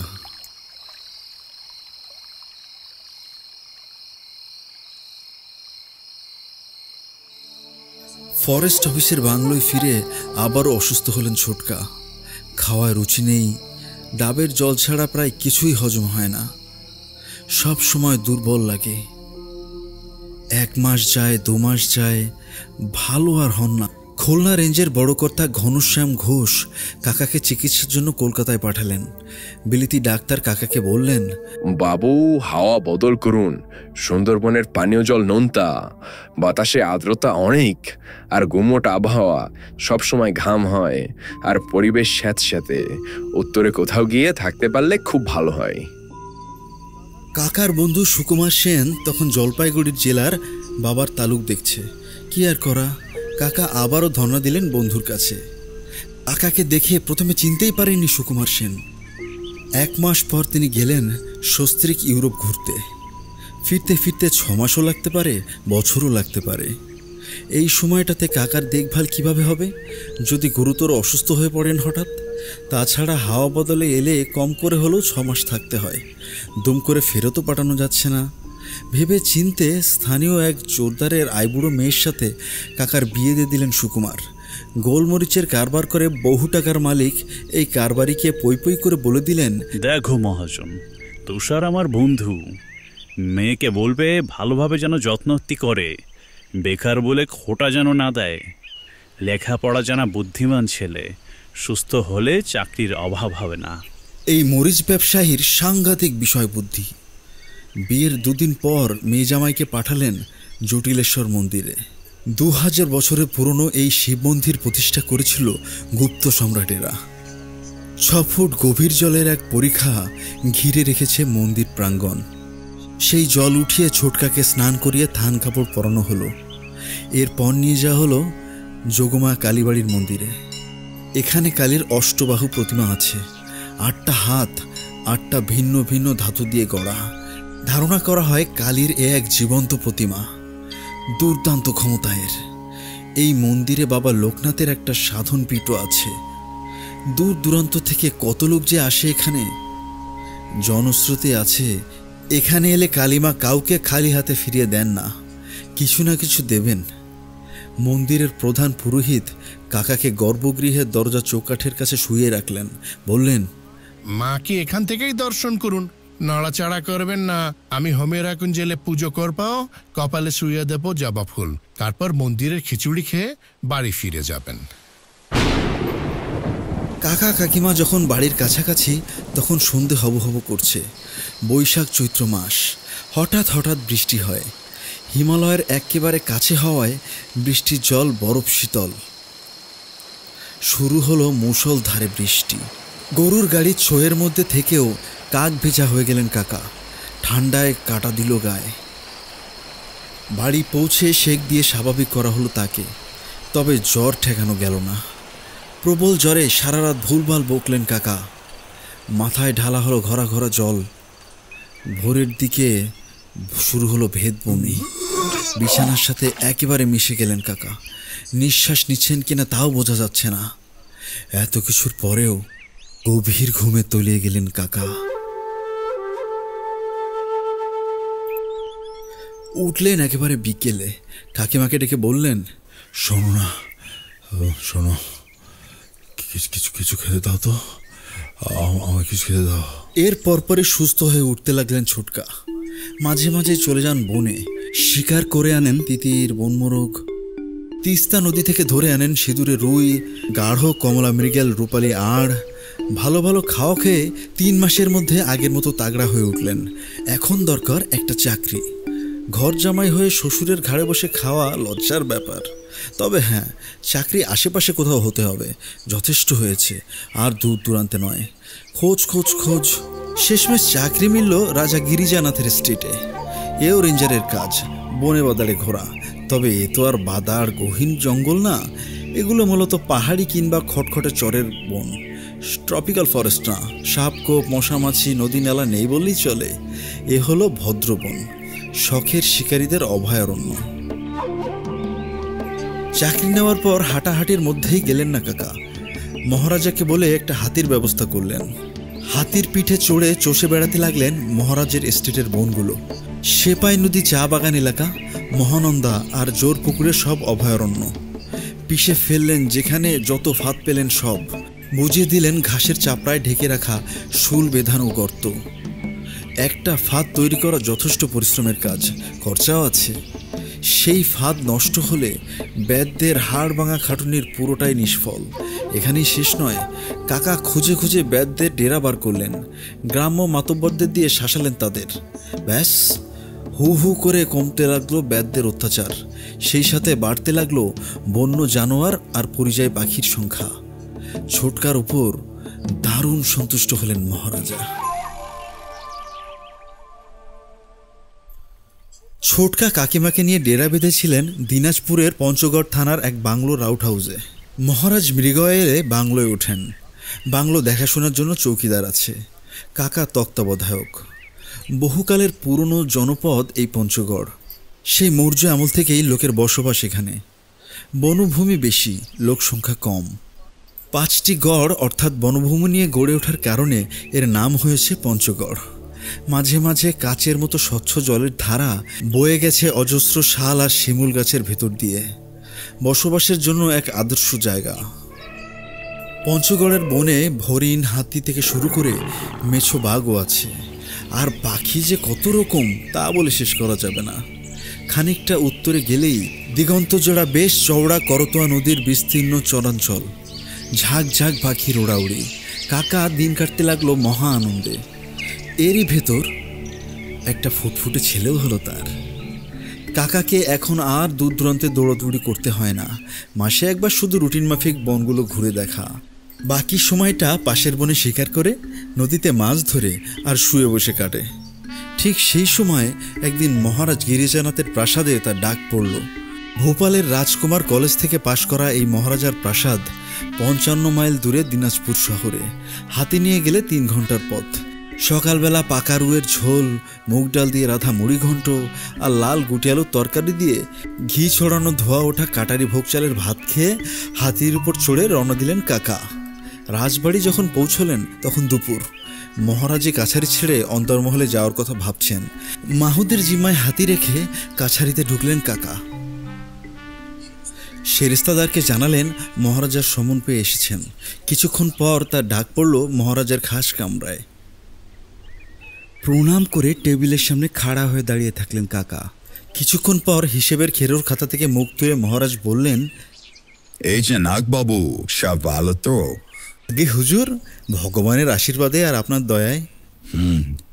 তা আপনাকে যে কারণে ডেকেছি, সুন্দরপুরের কান্তজিউ মন্দিরটা সংস্কার করাবো বয়ে ভেবেছি। আপনি তো জানেনই আমাদের বংশের প্রায় 200 বছরের ঐতিহ্য ওটা। আমার প্রপিতামহ প্রাণনাথ রায় ওই মন্দির বানানো শুরু করেন, তখন তার শেষ বয়স। বানানো শুরু করলেন ঠিকই, তবে শেষ করতে পারলেন না। তার নিজের কোনো সন্তানাদি হয়নি, এক ছেলেকে দত্তক নিয়েছিলেন, রমানাথ। প্রাণনাথ মারা গেলে তার স্ত্রী রুক্মিণী দেবী রমানাথকে নিয়ে মন্দিরের কাজ চালিয়ে গেলেন। শেষমেশ 30 বছর পরে শেষ হলো মন্দির তৈরির কাজ। 7 তলা সমান উঁচু মন্দিরের চূড়ো, তবে তলা মাত্র 3টে। নিচের তলায় 33টি খিলান, দোতলায় 27টি আর 3 তলায় 13টি। পেছন দিকে মাত্র 2 ফুট চড়া উপরে ওঠা সিঁড়ি। মন্দিরের চূড়ো ছিল মোট 9টা, এই কারণে একে বলা হতো নবরত্ন। এত পয়সা, শ্রম আর সময় দিয়ে বানানো মন্দিরটি টিকলো মাত্র 150 বছর। 10 দশক আগে ভূমিকম্পে ধসে পড়েছে ওটা। আবার ইচ্ছে মরার আগে সংস্কার করে দিয়ে যাব। এই জন্য দক্ষিণ ভারত আর উড়িষ্যা থেকে কারিগরও আনা হয়েছে। কাজটা দেখাশোনা করার জন্য অভিজ্ঞ লোক চাই। আমার ইচ্ছে আপনি কাজটা করেন। কে পারবেন না? কি যে বলেন হুজুর, আপনারই প্রজা আমরা। আপনার তুচ্ছতম ইচ্ছে আমাদের কাছে রাজ আজ্ঞা। কবে থেকে কাজে লাগবো বলে দিন। কাজ দেখাশোনা করতে হলে আপনাকে ওখানে ডেরা বেঁধে থাকতে হবে। সুন্দরপুর জায়গাটা কারণ থানার এলাকায় পড়ছে। ওখান থেকে হাতি ছড়ে গেলেও পঞ্চগড় পৌঁছতে লাগবে 2 ঘন্টারও বেশি। ধরে নিন আসা যাওয়াতেই দিনের 5 ঘন্টা শেষ। এই কারণেই সাইটে থাকা। আপনি দূরে থাকলে আপনার পরিবারের অসুবিধা নেই তো? আবার কোনো অসুবিধা হবে না হুজুর, ওখানে চৌকিদার আছে। তাছাড়া মাঝে মধ্যে আমি তো যাব। জরুরি কিছু হলে 2-2.5 ঘন্টাতেই পৌঁছানো যাবে। কাজ শুরু হওয়ার পর দেখা গেল মন্দির চূড়ো নতুন করে তৈরি করা সম্ভব না, কারণ তাহলে পুরো কাঠামো ভেঙে একেবারে গোড়া থেকে গেঁথে তুলতে হবে। তারপরও সমস্যা আছে। নতুন চূড়ো মানে বাড়তি ওজন। চুন সুরকি দিয়ে গাঁথা ইট এই মাথা ভারী কাঠামোর ওজন সাধারণ অবস্থায় বইতে পারলেও ভূমিকম্পের কবলে পড়লে তাসের ঘরের মতো ভেঙে পড়বে। নিচের তলায় আবার 33 খিলান দেওয়া যাবে না, দিলে ওপরের তলা দুটোর ভিত দুর্বল হয়ে যাবে। নিচের তলায় দিতে হবে 21টা আর 3 তলায় 13টির বদলে 3টি, মাঝে 27টি থাকবে। এতে পুরো কাঠামোটাই মজবুত দেয়ালের উপর দাঁড়িয়ে থাকবে। কমাতে হবে উচ্চতাও। 7 তলার বদলে এখন করতে হবে 5 তলা। একমাত্র তাহলেই টিকবে মন্দির। কাজ শুরুর প্রথম দিকে ছোটকা রাজবাড়িতেই থাকতেন। তবে প্রকল্প যখন পুরোদমে চলতে লাগলো, তখন দেখা গেল রোজকার কাজ শেষ করতে করতে সন্ধ্যা গড়িয়ে যাচ্ছে। রাত বিরেতে বন জঙ্গল ভেঙে 12 মাইল পাড়ি দিয়ে রাজবাড়ি আসা সম্ভব না। ছোটকাকে থাকার ব্যবস্থা করতে হলো মন্দির প্রাঙ্গণেই। মন্দিরের সামনে মাঠের মতো বিশাল এক খালি চাতাল। এই চাতালেই চালা বেঁধে মিস্ত্রি, মজুর আর কারিগররা থাকে। চাতালের ওপারে আদ্যিকালের মিনারের মতো পাথরের এক ভাঙা দালান। পুরো কাঠামোটাকেই অতিকায় অজগরের মতো পেঁচিয়ে ধরেছে বট, অশ্বত্থের ছাইরাঙা ঝুড়ি আর ভীম কালো শেকড়। এখানে সেখানে পাথর বসিয়ে প্রচণ্ড বড় বড় সব গর্ত, বিষধর সাপকব্যের আড্ডা। দিনের বেলাতেই ওখানে যায় না কেউ। মহারাজ প্রাণনাথের আমল থেকেই নাকি আছে ওটাই নাকি মন্দির হওয়ার কথা ছিল। বহুদূর থেকে মোষের গাড়িতে করে পাথর টেনে এনে শুরু হয়েছিল মন্দিরের কাজ। তবে বেশি দূর এগোয়নি। পাথর বয়ে আনার খরচা মন্দির নির্মাণ ব্যয়ের দ্বিগুণ। পাথরের মন্দির গড়তে হলে রাজ্য বেচতে হবে। কি আর করা, পাথর বাদ দিয়ে মন্দির তৈরি হলো পোড়ামাটির ফলক আর ইটের সমন্বয়ে। তবে এখানেও খরচ বাঁচাতে হয়েছে। ইনতার পোড়ামাটির ফলক আর ইট খুলে আনতে হলো দিনাজপুর শহরেরই বহু পুরনো অন্য আরেকটি মন্দির থেকে। পুরো মন্দিরটাকে জঙ্গল কেটে সাফসুতরো করালেন কাকা। দেখা গেল নিচের তলায় 2টো ঘর, মেঝে বড় বড় সব ফাটল, এক পাশে উঁচু উঁচু ধাপ করা সরু সিঁড়ি, কোনো রকম একজনে চলতে পারে। দোতলায় একটাই ঘর, ঘুলঘুলি জালনা তাতে। তবে ঘরটার অবস্থা একেবারে খারাপ না। আগেকার দিনের কারিগর যতখানি পারা যায় মজবুত করেই বানিয়েছিলেন। অসম্পূর্ণ পুরো মন্দিরই থাকতে লাগলেন কাকা। সারাদিন কাজ দেখাশুনো করেন, উড়িষ্যার কারিগরদের নিয়ে একসাথে খান, রাতে মন্দিরে শোন। ভোজনং যত্রতত্র শয়নং হট্টমন্ডি। আগেকার দিনের পাথরের ভীম মোটা দেওয়াল, হিমশীতল পরিবেশ, এক ঘুমে রাত কাবার। ভোরে উঠে রাইফেল হাতে বনের ভেতর বনমোরগ কিংবা তিতির খুঁজতে যাওয়া, অথবা পাশের ঢেপা নদী থেকে পাখি মেরে আনা। গোল বাঁধল 7 দিন পর শুক্লা দ্বাদশীর দিন। গভীর রাতে ঘুম থেকে উঠতে হলো কাকাকে। কারা যেন তার ঘুমন্ত শরীরের উপর খুঁটোপুটি করছে। মেঝের উপরে বিছানা পেতে শুতেন কাকা। ঘুম ভাঙতেই তার নাকে ভয়ানক চিমসে এক দুর্গন্ধ ঝাপটা দিল। বালিশের কাছে পেট্রোম্যাক্স, দেশলাই, লাঠি, রাইফেল এসব সব সাজিয়ে রাখতেন কাকা। ফিল্ডে থাকলে রেঞ্জারদের এভাবেই থাকতে হয়। পেট্রোম্যাক্স জ্বালতেই উজ্জ্বল আলোয় ভরে উঠল ঘর। আলোতে চকচক করে উঠল গগন্তি কুতকুতে নীলচোখ। ধেড়ে ছুঁচোয় ঘর বোঝায়, কিন্তু এই ছুঁচো পাল এলো কোত্থেকে? লাঠি হাতে উঠে দাঁড়াতেই হুড়মুড় করে সিঁড়ি ভেঙে পাড়াতে লাগলো সূচো। পেট্রোম্যাক্স আর লাঠি হাতে কাকাও পিছু নিল। নেমে এলেন নিচে। পাশাপাশি দুটো ঘরের একটা দেওয়ালের কাছে 4 ইঞ্চি চওড়া ফাটল। যে কারণেই হোক চোখ এড়িয়ে গেছে কারিগরদের। ফাটল দিয়ে সসর করে নেমে গেল ছুঁচোগুলো। এই ছুঁচোর হাত থেকে উদ্ধার পেতে গেলে এদের বাসা ভাঙতে হবে। আলো ফেলেই ফাটলটা ভালো করে দেখলেন কাকা। মনে হলো আলগা একটা পাথর দিয়ে আটকে রাখা হয়েছে ওটা। লাঠির মাথা ঢুকিয়ে একটা চাট দিতেই তুলে উঠল। এবার হাত ধরে ওপর দিকে টান দিতেই খুলে এলো পাথরের চাক। কিন্তু পাথরের টুকরোটা এত হালকা লাগছে কেন? কাকা দেখলেন ওটা মোটেও কোনো পাথর না, খুব পুরো চৌকো একটা কাঠের টুকরো। কিছুটা এবড়ো থেবড়ো আর কালো রঙের কারণে দেখতে লাগছে পাথরের মতো। গর্তের নিচে র্যাম্পের মতো ইটের টুকরো ঢাল নেমে গেছে নিচে। কি যে মনে হলো কাকার। পেট্রোম্যাক্স সাথে ঢাল বেয়ে নেমে গেলেন। সকাল অবধি অপেক্ষা করতে পারতেন, লোকজন নিয়ে দিনের বেলাতেও নামা যেত। হয়তো কাকা ভেবেছিলেন আদিকালের মন্দির, মাটির নিচে গোপল ভল্টের লুকোনো ধনরত্ন থাকতে পারে। লোক জানাজানি হলে পুরোটাই মহারাজের ভোগে যাবে। মহারাজ হয়তো কাকাকে পিঠ চাপড়ে বলবেন, শাবাশ নাটবাবু, 7 রাজার ধন এনে দিয়েছেন আমাকে, একেই বলে রাজভুক্তি। লেগে থাকুন, দেখবেন আরো অনেক কিছু পাবেন। এই কে আছিস? বাবুকে একজোড়া শান্তিপুরি ধুতি আর কোলাপুরি চপ্পল এনে দে। রাতে পাঠার মাংস দিয়ে ঝিঙেশাল চালের ভাত খাওয়াবি। ব্যাস, এই 7 রাজার ধন খুঁজে দেবার পুরস্কার। ধুতি চপ্পল আর পাঠার বোটকা গন্ধওয়ালা মাংস ছাড়া কপালে জুটবে না একটা কড়িও। মহারাজের দাদার আমলের জং ধরা কিছু মেডেল আছে, ভাগ্য ভালো হলে ওগুলোর একটা জুটতে পারে। র্যাম্পে ধীরে ধীরে নেমে গেলেন কাকা। মেঝে ভর্তি চামচিকে বাদুরের বিষ্ঠায় প্রায় হাঁটু অবধি ডেবে গেল। ভাগ্য ভালো এখন রাত, নিশাচর প্রাণীগুলো সব বাইরে। তবে একটা অদ্ভুত ব্যাপার খেয়াল করলেন কাকা। ভীষণ ঠান্ডা ঘরটা। হঠাৎ করে নিভু নিভু হয়ে এলো পেট্রোম্যাক্সের উজ্জ্বল আলো। গায়ে কাঁটা দিল কাকার। পেটের ভিতর উঠতে শুরু করলো হাজার প্রজাপতি। জলে ভরে এলো 2 চোখ। ঝাপসা হলো দৃষ্টি। অস্বাভাবিক ভয়ে থর থর করে কেঁপে উঠল পুরো শরীর। তবে তা ক্ষণিকের জন্য।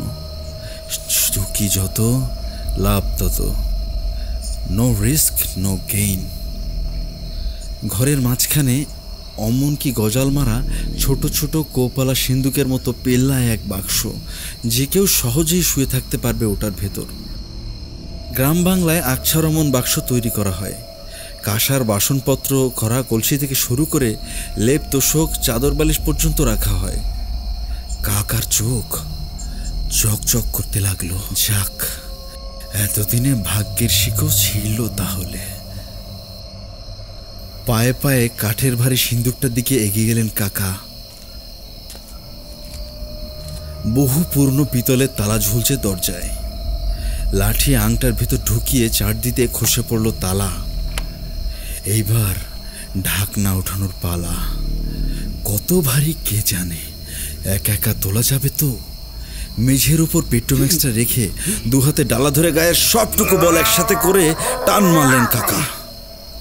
কর কর আওয়াজ তুলে হাত দেড়েক উঁচু হলো ডালা।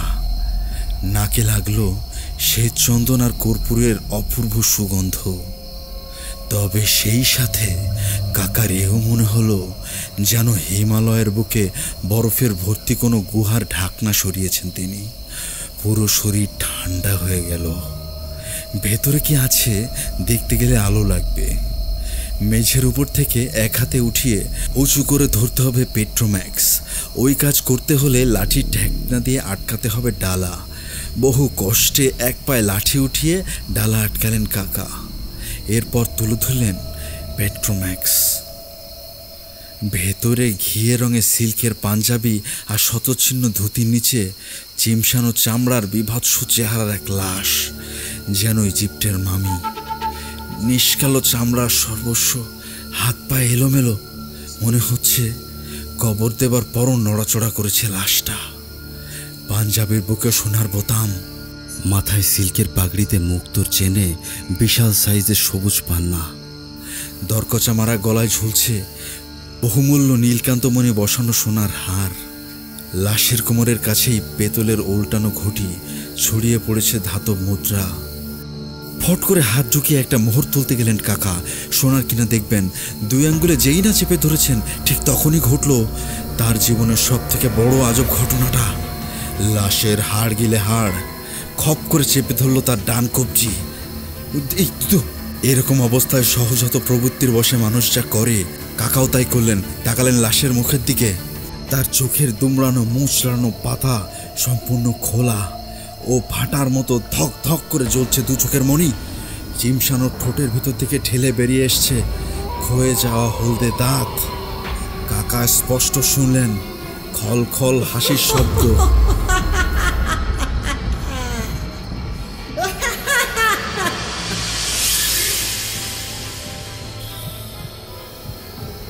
তারপর আর কিছু মনে নেই তার। ইঁদুর ভাতরের বিষ্ঠা ভর্তি মেঝের উপর অজ্ঞান হয়ে পড়েছিলেন সারা রাত। ভোরে জ্ঞান ফিরলে আস্তে আস্তে উঠে বসলেন। এমন দুর্বল লাগলো মাথা ঘুরে পড়েই যাচ্ছিলেন। পরনের ধুতি ইজের সব উধাও। মনে পড়ল গত রাতের ঘটনা। ডান হাতের দিকে তাকিয়ে দেখলেন কালশিটে পড়ে গেছে কবজির কাছটায়।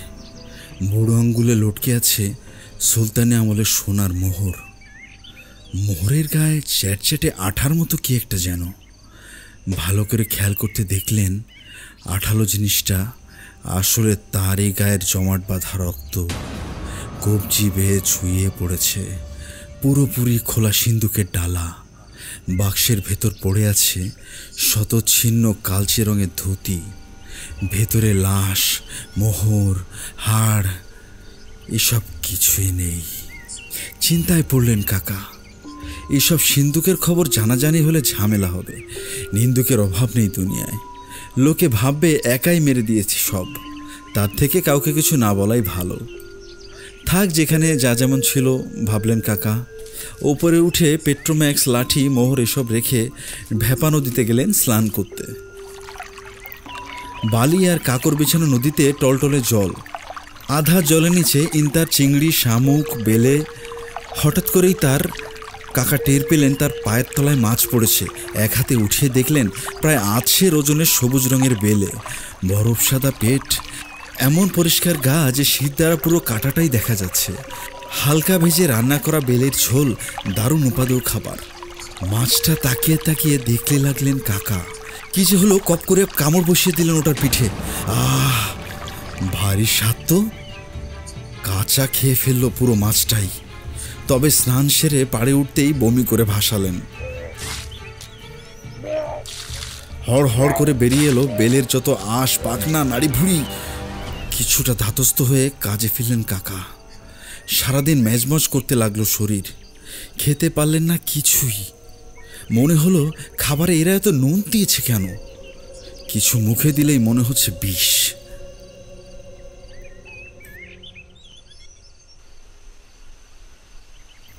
এভাবে কাটলো আরো 3 দিন। রাতে ঘুমরাম হয়ই না। সারা রাত খিদের জ্বালায় ছটফট করেন। ভোরে বন মোরগ মেরে এনে হালকা সেদ্ধ করে খান। এ কাজটাও ঠাকুরকে দিয়ে গোপনে করাতে হয়, জেনে ফেললে হাজারটা প্রশ্ন করবে লোকে। ট্যালট্যালে ঝোলে তেল মশলা নুন ছাড়া মোরগ রান্না হচ্ছে কিভাবে? হলেও একটা লোক খায় কি করে ওই জিনিস? কাকার খুব ইচ্ছে হয়, মাঝে মাঝে কাঁচাই খেয়ে ফেলে, তবে আস্তে গন্ধটা সহ্য হয় না। মনের ভেতর আধপোড়া করে খাওয়ার চেষ্টাও করেছেন, তবে এতে দেখা দিল আমাশা। এর উপর শুরু হলো নতুন আরেক যন্ত্রণা। অসহ্য গরম লাগে সারাদিন, ঘেমে নেয় একাকার, হতে গেলে মনে হয় জ্বলে যাচ্ছে শরীর। 4 দিনের দিন কি এক কাজে রাজবাড়ি যেতে হলো তাকে। কাকার অবস্থা দেখে মহারাজ হতবাক। মহারাজ বললেন, আপনার একই অবস্থা না বাবু? হ্যাঁ, কি হয়েছে? শরীর তো একেবারে ভেঙে গেছে মনে হচ্ছে। কি আর করব মহারাজ, কাজের যা চাপ, দম ফেলার ফুরসতি পাচ্ছি না। ও এ তো ভালো কথা নয়। এক কাজ করুন, আপনি বাড়ি থেকে ঘুরে আসুন একবার, আগে সুস্থ হয়ে নিন, তারপর কাজ।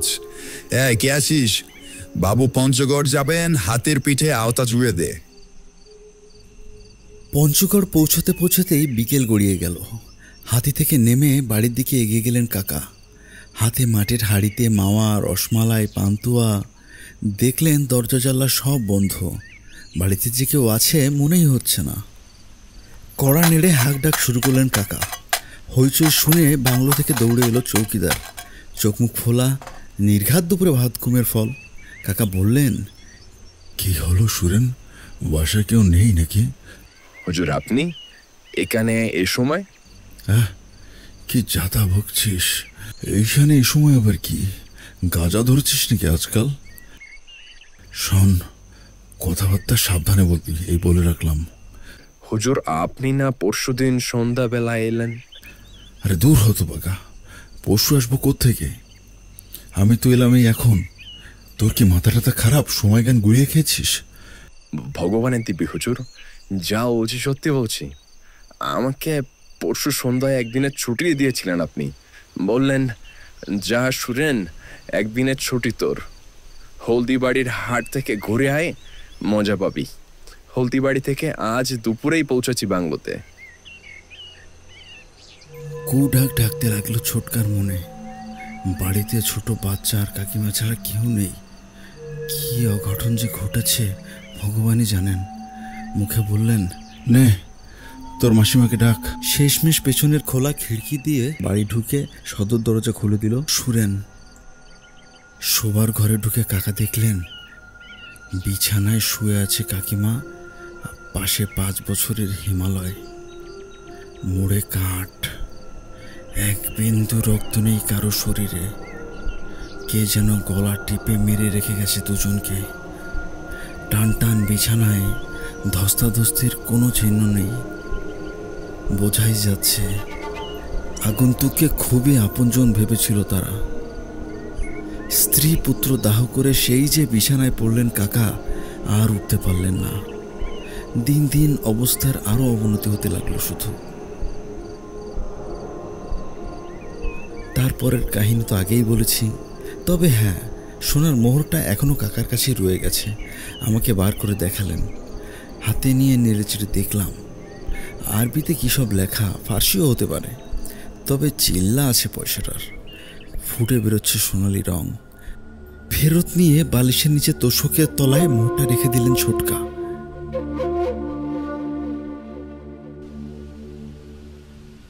দেখতে দেখতে কেটে গেল 1 মাস। এগিয়ে এলো ফাইনাল পরীক্ষার দিন।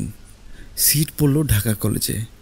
নারায়ণগঞ্জ থেকে আমরা জনাবেশিক ছাত্র রওনা দিলাম ঢাকায় ফাইনাল পরীক্ষা দিতে।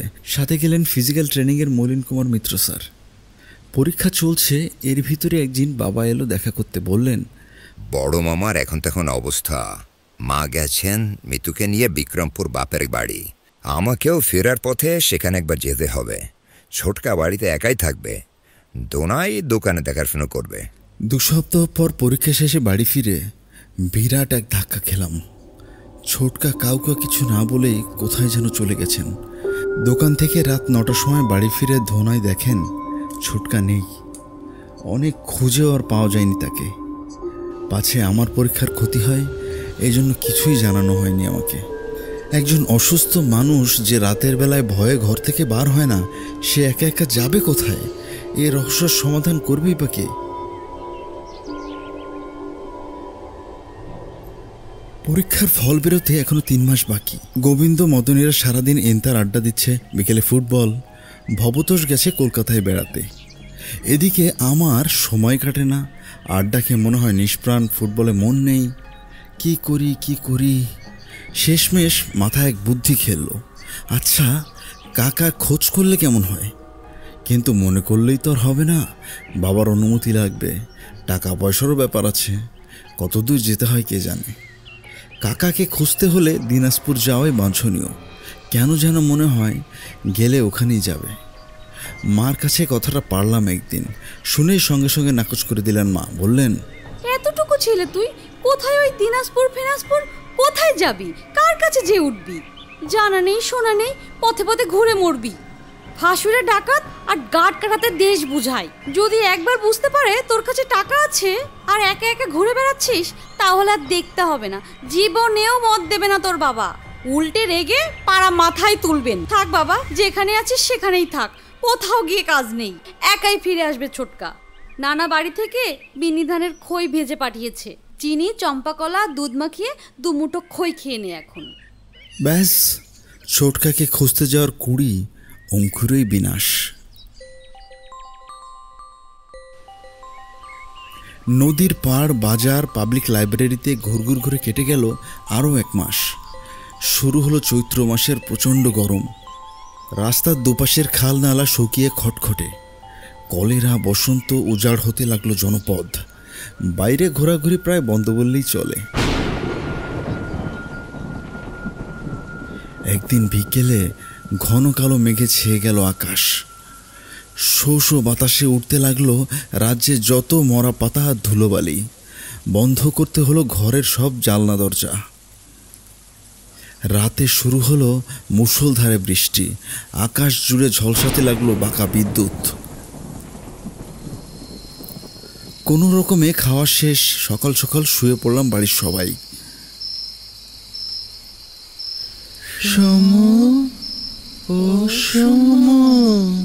গভীর রাতে হঠাৎ ঘুম ভেঙে গেল। স্পষ্ট শুনতে পেলাম বন্ধ জানলার ওপাশ থেকে খ্যানখ্যানে গলায় কে যেন ডাকছে, আরে আরে আরে, এ তো ছোটকার গলা। ধড়মড় করে বিছানা থেকে উঠে দরজা খুলে বাইরে এলাম। বাড়ির বারান্দার নিচে কামিনী গাছটার পাশে দাঁড়িয়ে সাদা ধান পরা এক আবছায়া মূর্তি। লিখে কালো কালো অস্পষ্ট হাত পা, ছায়া ছায়া মুখ, এমন পাতলা দেহ মনে হলো হাওয়ায় ভাসছে ওটা। তখনও টিপটিপ করে বৃষ্টি পড়ছে। বললাম, ছোটকা। ঠিক তখনই বাঁকা বিদ্যুতে চলে উঠল চরাচর। ধেয়ে এলে এক ঝলক ভেজা বাতাস, আর সেই সাথে মিলিয়ে গেল ছায়ামূর্তি। তবে তার আগে মাত্র 1 মুহূর্তের জন্য ছোটকার মুখটা দেখতে পেলাম আমি। চেহারা দেখে দৌড়ে উঠল আমার পায়ের নিচের পৃথিবী। মুখ তো নয়, যেন জীবন্ত কঙ্কাল। কোনো চামড়া নেই, হাড়ের সাথে এখানে সেখানে লেগে আছে কিছু ঝুলে থাকা মাংস। চোয়ালের গর্ত মধ্যে কিলবিল করছে সাদা সাদা পোকা, গলে গেছে চোখের মনি। ওখানে এখন দবদবে ঘায়ে ভরা লাল মাংসপিণ্ড। অদৃশ্য কপালের অর্ধেক আর মাথার খুলি। আকাশে বাতাসে ভাসতে থাকলো অনাদি তালের বিরহ বেদনা।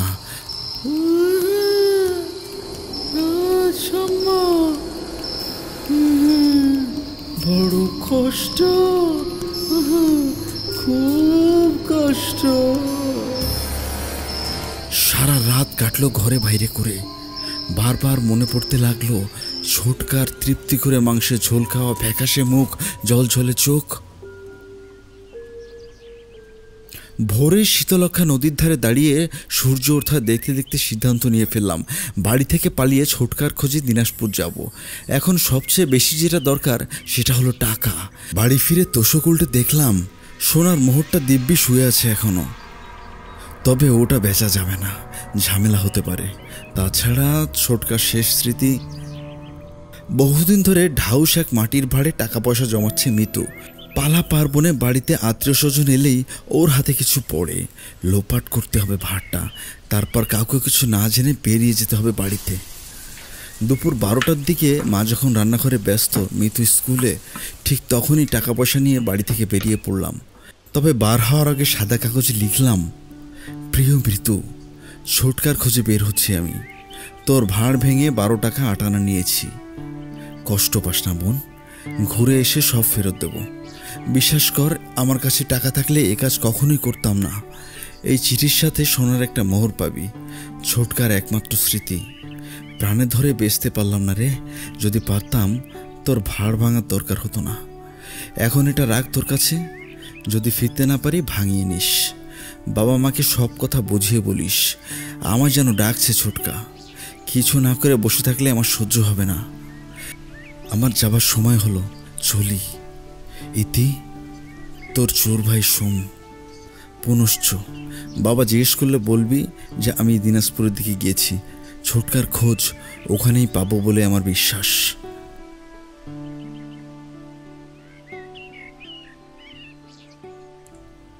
ছোট কাপড়ের মূর্তিতে ধুতি, গামছা, গেঞ্জি, পাঞ্জাবি, মুখ ধোয়ার সরঞ্জাম ইত্যাদি ভরে স্টিমার ঘাটে গিয়ে উঠলাম। নারায়ণগঞ্জ থেকে উত্তর দক্ষিণ দুদিকে স্টিমার যায়। উত্তরে গোয়ালন্দ, দক্ষিণে চাঁদপুর। দুপুর 1টায় গোয়ালন্দ স্টেডিয়ামার ধরে এক কোনায় লুকিয়ে থাকলাম। আগে বন্দর থেকে বার হই স্টিমার, তারপর আত্মপ্রকাশ করব। এটা লোকাল ধরনের স্টিমার, দুদিক ঢালু ডেকেরই পুরোটা জুড়ে লোহার খুঁটির উপর স্টিল শিটের ছাদ। ডেকের অর্ধেকটা মালপত্রে বোঝাই। শুধু যাত্রীবাহী স্টিমারগুলো সকালের দিকে ছেড়ে যায়।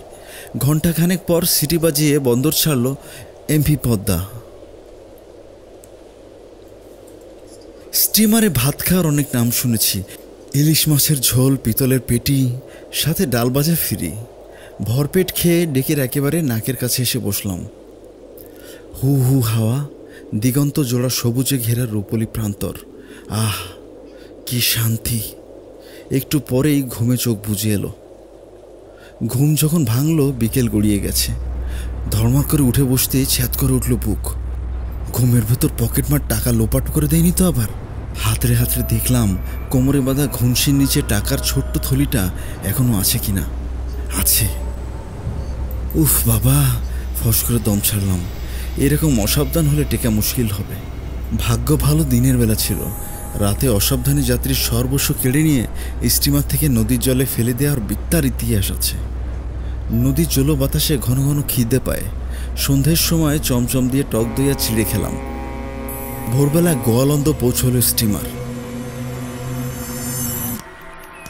এখান থেকে যেতে হবে উত্তরে, সিরাজগঞ্জের বাহাদুরাবাদ ঘাটে। স্টিমার বদলাতে হবে। দুবারই উজান ঠেলে যাওয়া। এইবার যাত্রীবাহী স্টিমার পেলাম। গোয়ালন্দ মিলে কলকাতা থেকে আসা যাওয়া যাত্রী বেশি। সন্ধ্যা নাগাদ পৌঁছে গেলাম বাহাদুরাবাদ ঘাটে। এখন ট্রেনে ঈশ্বরদী হয়ে নৌকা, তারপর পার্বতীপুরে ট্রেন বদলে ছিরির বন্দর ছুঁয়ে দিনাজপুর। লম্বা রাস্তা, দুবার বদলাতে হবে ট্রেন। ঈশ্বরদীতে একবার, পার্বতীপুরে আরেকবার। বদলি ট্রেনের জন্য 2 ঘন্টা অপেক্ষা করতে হলো ঈশ্বরদী জাংশনে। নাম করা জায়গা। কিছুদিন আগেই পাকশিতে হার্ডিস ব্রিজ হয়েছে, পুরো 1 মাইল লম্বা। বাংলার ইতিহাসে এত বড় দক্ষযোগ্য আর কখনো হয়নি। ব্রিজ দেখলেই নাকি বিশ্বাসই হতে চায় না ওটা মানুষের তৈরি। অবিনাশী পর্দার বুকে সারি সারি পেট মোটা ধানের গোলার মতো ইয়া উঁচু পিলারের উপর গগনচুম্বী পিঠ পাকা ইস্পাতের কাঠামো। একবারে উপরে উঠে কারিগরেরা যখন সেতু রং করে, দেখে মনে হয় বাবুই পাখি। 5 বছর লেগেছিল ব্রিজ তৈরি হতে। সরাসরি রেলপথে দক্ষিণবঙ্গের সাথে যুক্ত হলো উত্তরবঙ্গ। দিনাজপুর স্টেশনে যখন নামলাম তখন বিকেলের মরা রোদ। 2 দিন পেরিয়ে গেছে বাড়ি থেকে বেরিয়েছি। কাছে আছে 7.5 টাকা। কোথায় যাব, কার কাছে উঠবো কিছুই জানি না। স্টেশনে বসে কি করব ভাবছি, এমন সময় মাঝবয়সী ফর্সা গোলগাল এক ভদ্রমহিলা এগিয়ে এলেন আমার দিকে। পরনে কবজি পর্যন্ত ঘটি হাতা, ছোট কলারওয়ালা কালচে লাল রঙের ব্লাউজ, লাল পাড় গলদের শাড়ি আর চামড়া স্যান্ডেল। দেখলে বোঝা যায় অবস্থাপন্ন ঘরের শিক্ষিত সুন্দরী গৃহিণী। জিজ্ঞেস করলেন, কোত্থেকে আসছো বাবা তুমি? গোয়ালন্দ থেকে বাহাদুরাবাদ ঘাট হয়ে আসছি। তোমার মতন বয়সী আর কাউকে দেখেছো স্টিমারে? অনেক ভিড় ছিল, খেয়াল করিনি। কি ব্যাপার একটু বলা যাবে? কলকাতা থেকে এই ট্রেনে আমার ছোট ভাই আসার কথা, স্টেশনে নিতে আসছি তাকে। দেখি আর একটু অপেক্ষা করে। লালমনিরহাট থেকে একই সময় একটা লোকাল ট্রেনও আসে। পার্বতীপুর থেকে ট্রেন বদলের সময় অনেকে ভুল করে ওটাতে উঠে বসে পড়ে। হ্যাঁ, অল্প সময়ের মধ্যে এসে যাওয়ার কথাই লোকাল ট্রেনটা। প্ল্যাটফর্মের উপর বেঞ্চে বসে আমি আর ভদ্রমহিলা চুপচাপ অপেক্ষা করতে লাগলাম। রেল লাইনের ওপারে কৃষ্ণচূড়া গাছের সারি, তারপর সবুজ লম্বা একফালি জমি পেরিয়ে টলটলে জলের নীলাব্জ পুকুরের পাড়ে টানা বারান্দাওয়ালা লাল ইটের দালান। বিকেলের পড়ন্ত হলে কি যে সুন্দর লাগছে দেখতে। কোথায় যাব, কি করব, সব ভুলে গেলাম। হা করে তাকিয়ে সামনে দৃশ্য দেখতে লাগলাম। হুশ ফিরল ট্রেনের হুইসেলে। ইঞ্জিনের ধস ধস, কুলির হাঁকাহাঁকি, যাত্রীর ব্যস্ততা সব শেষ হয়ে এলো এক সময়। দেখলাম কুলির মাথায় হোল্ডার চাপিয়ে ধোপদুরস্ত পোশাক পরা কিতাদুরস্ত এক যুবক এগিয়ে যাচ্ছে আমাদের সামনে দিয়ে। হঠাৎ উঠে দাঁড়িয়ে ভদ্রমহিলা বললেন, এই যে তু, এই এই এই। আরে দিদি যে, তুমি কতক্ষণ? বেশিক্ষণ না, তুই বোধহয় মেইন ট্রেনটা ধরিস না। যাকে চল, এখন বাসায় চল। ভাইকে সাথে নিয়ে রওনা হয়েই আবারও ঘুরে দাঁড়ালেন জিতুর দিদি। বললেন, আরে যা, ভুলেই গেছি। এই যে বাবা, তোমাকে বোধহয় নিতে আসেনি কেউ, তাই না? কোথায় যাবে বলো? আমাদের সঙ্গে ল্যান্ডো গাড়ি আছে, যাওয়ার পথে নামিয়ে দিয়ে যাবো ক্ষণ। কোথায় যাবো তাও তো জানি না মাসিমা। সে কি? আচ্ছা ঠিক আছে, আপাতত আমার ওখানেই চলো, তারপর শুনবো সব, কেমন? তোমার নামটা বলো তো বাবা, আর দেশি বা কোথায়? আমার নাম সমরেশ নাগ, নারায়ণগঞ্জে আমাদের বাড়ি। একেই বলে ভাগ্য। কে বলে অলৌকিক কাণ্ড কারখানা বন্ধ হয়ে গেছে? ল্যান্ডো গাড়িয়ে থামলো দিনাজপুর ব্যাপটিস্ট চার্চের কাছে একটা লাল দালানে। সামনে ক্যারি করা ফুলের বাগান পেরিয়ে চমৎকার টানা বারান্দা আর সাদা খিলানওয়ালা ছিমছাম দোতলা বাড়ি। পাশেই বিখ্যাত গোরা শহীদ ঈদগার সবুজ খোলা মাঠ। এরা খ্রিশ্চান। ভদ্রমহিলার নাম তপতি গোমেজ, স্বামী শুভ গোমেজ দিনাজপুরের ডেপুটি ম্যাজিস্ট্রেট। ভদ্রমহিলা বললেন, জিতু, সৌমু, তোমরা সব কাপড় চাপড় ছেড়ে স্নান করে ডাইনিং হলে খেতে এসো, খাবার দেওয়ার ব্যবস্থা করেছি।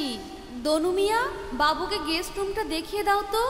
মাছ ভাজা, অড়হর ডাল, মুরগির ঝোল আর ভাত দিয়ে খাওয়া সারলাম। এরপর এলো দিনাজপুরের বিখ্যাত লিচু। ক্লান্তিতে তখন আমার শরীর ভেঙে পড়ছে। তপতি আমার অবস্থা দেখে বললেন, তুমি বরং সকাল সকাল শুয়ে পড়ো, হ্যাঁ, কাল কথা হবে। পরদিন সকালে খাবার টেবিলে বসে ছোটকার নিরুদ্দেশ্যের কথা বললাম, মানে রেখে ঢেকে যতটা বলা যায় আর কি। রোববার হওয়ায় 10টার ভিতরেই বাড়ির প্রায় সবাই প্রার্থনা করতে গেল। কাছেই প্রায় 150 বছরের পুরনো দিনাজপুর ব্যাপটিস্ট চার্চ। আমি বেরোলাম শহরটা ঘুরে দেখতে। বাইরে থেকে হলেও মহারাজ গিরিজানাথের প্রাসাদটা একবার দেখা দরকার। ছিমছাম নিরিবিলি শহর, এখানে সেখানে আদিকালের বিল্ডিং, সরু সরু রাস্তার দুদিকে দোতলা দালানের নিচে মারোয়াড়ি দোকান। ঘুরতে ঘুরতে শহর থেকে বেশ কিছুটা দূরে বহু পুরনো গোল গম্বুজের মতো 3তলা একটা ভবন দেখলাম। সবুজ ঘাসে ছাওয়া ডিবির উপর পোড়া ইটের তৈরি, ছাদ ধসে গেছে। দেখতে কিছুটা রোমান অ্যাম্ফি থিয়েটারের মতো। ভেতরে ঢোকার একটাই পথ, সিঁড়ি ভেঙে উঠতে হবে। সামনে পেছনে বড় বড় গাছের অপূর্ব সমাহার। কে বানিয়েছিল এই বিল্ডিং আর কেনই বা তৈরি হয়েছিল সেটা আর জানার উপায় নেই এখন। বেশি দূর এগোতে পারলাম না। নতুন জায়গা, রাস্তা হারিয়ে ফেললে আরেক বিপদ। ফিরে দেখি পুরো বাড়ি জুড়ে উত্তেজনা। ড্রয়িং রুমে বেশ কিছু লোকের ভিড়, ওয়াইন গ্লাসের টুংটাং চাপা হাসি, কালো রঙের লম্বা আলখাল্লা পরা এক পাদ্রী বসা সোফার উপর। তাকে ঘিরে ম্যাজিস্ট্রেট পরিবার ছাড়াও আরও 2 দম্পতি। খ্রিশ্চানদের বেঁচে থাকার স্টাইলই আলাদা। ড্রয়িং রুম বা হাতে দেখে নিজের কামলায় ফিরছিলাম।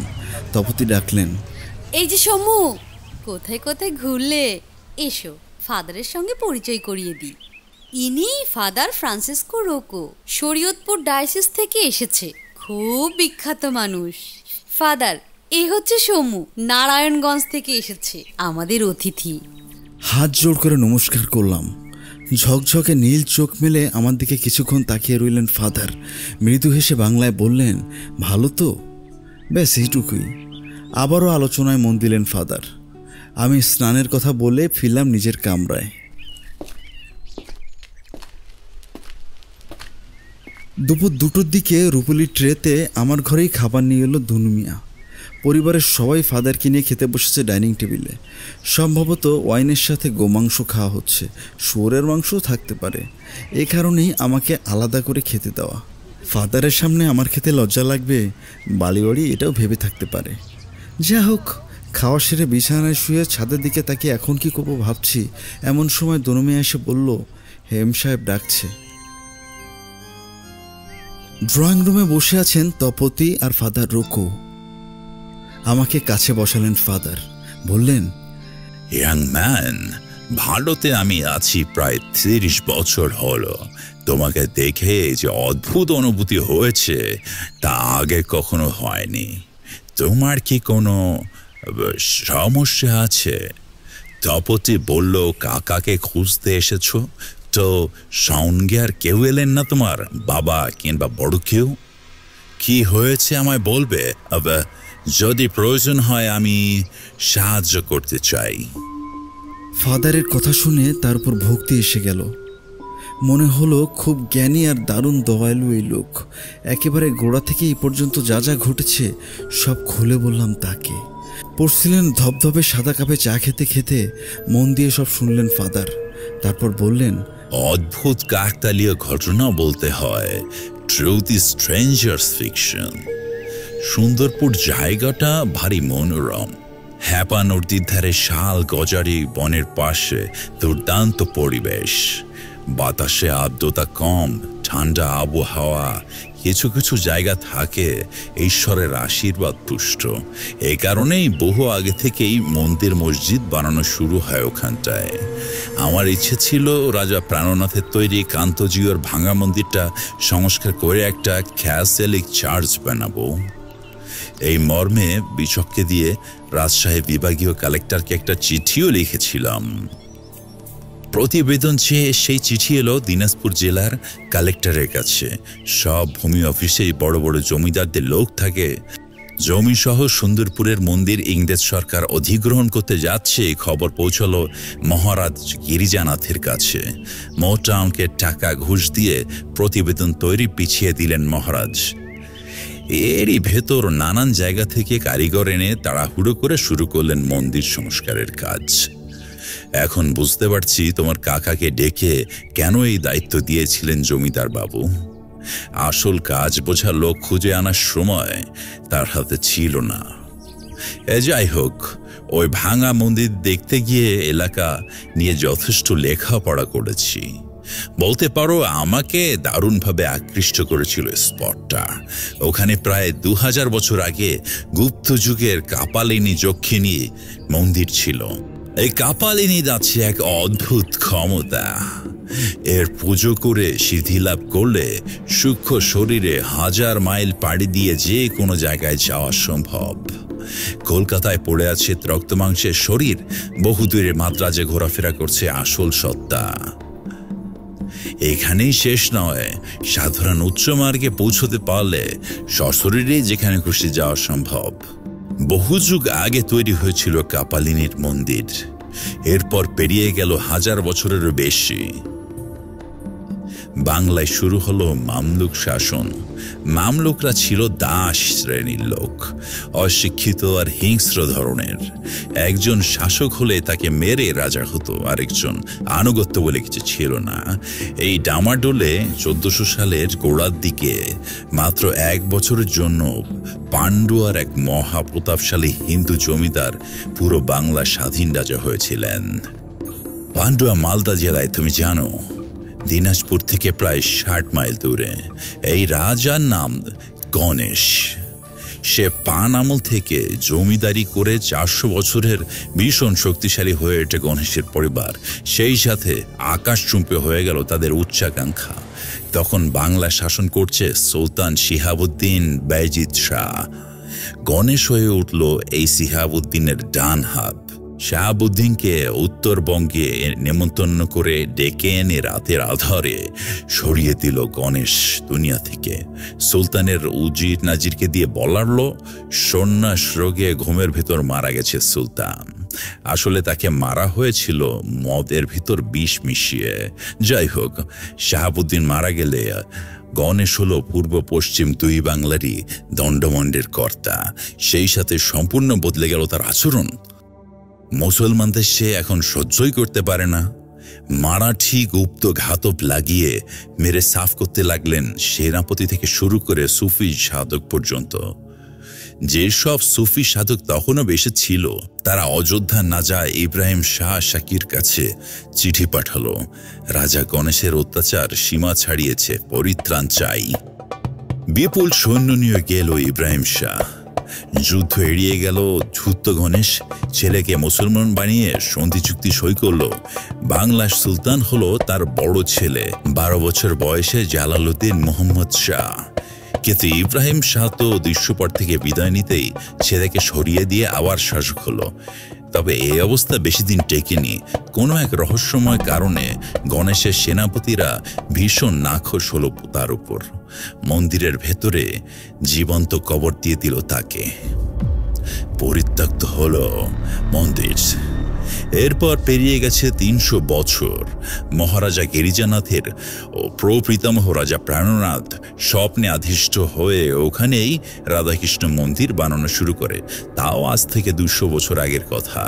তোমার কাকা যে পাথুরে ভবনে ছিলেন ওখানেই ছিল আদিকালের কাপালিনী যক্ষীর সাধনা মন্দির।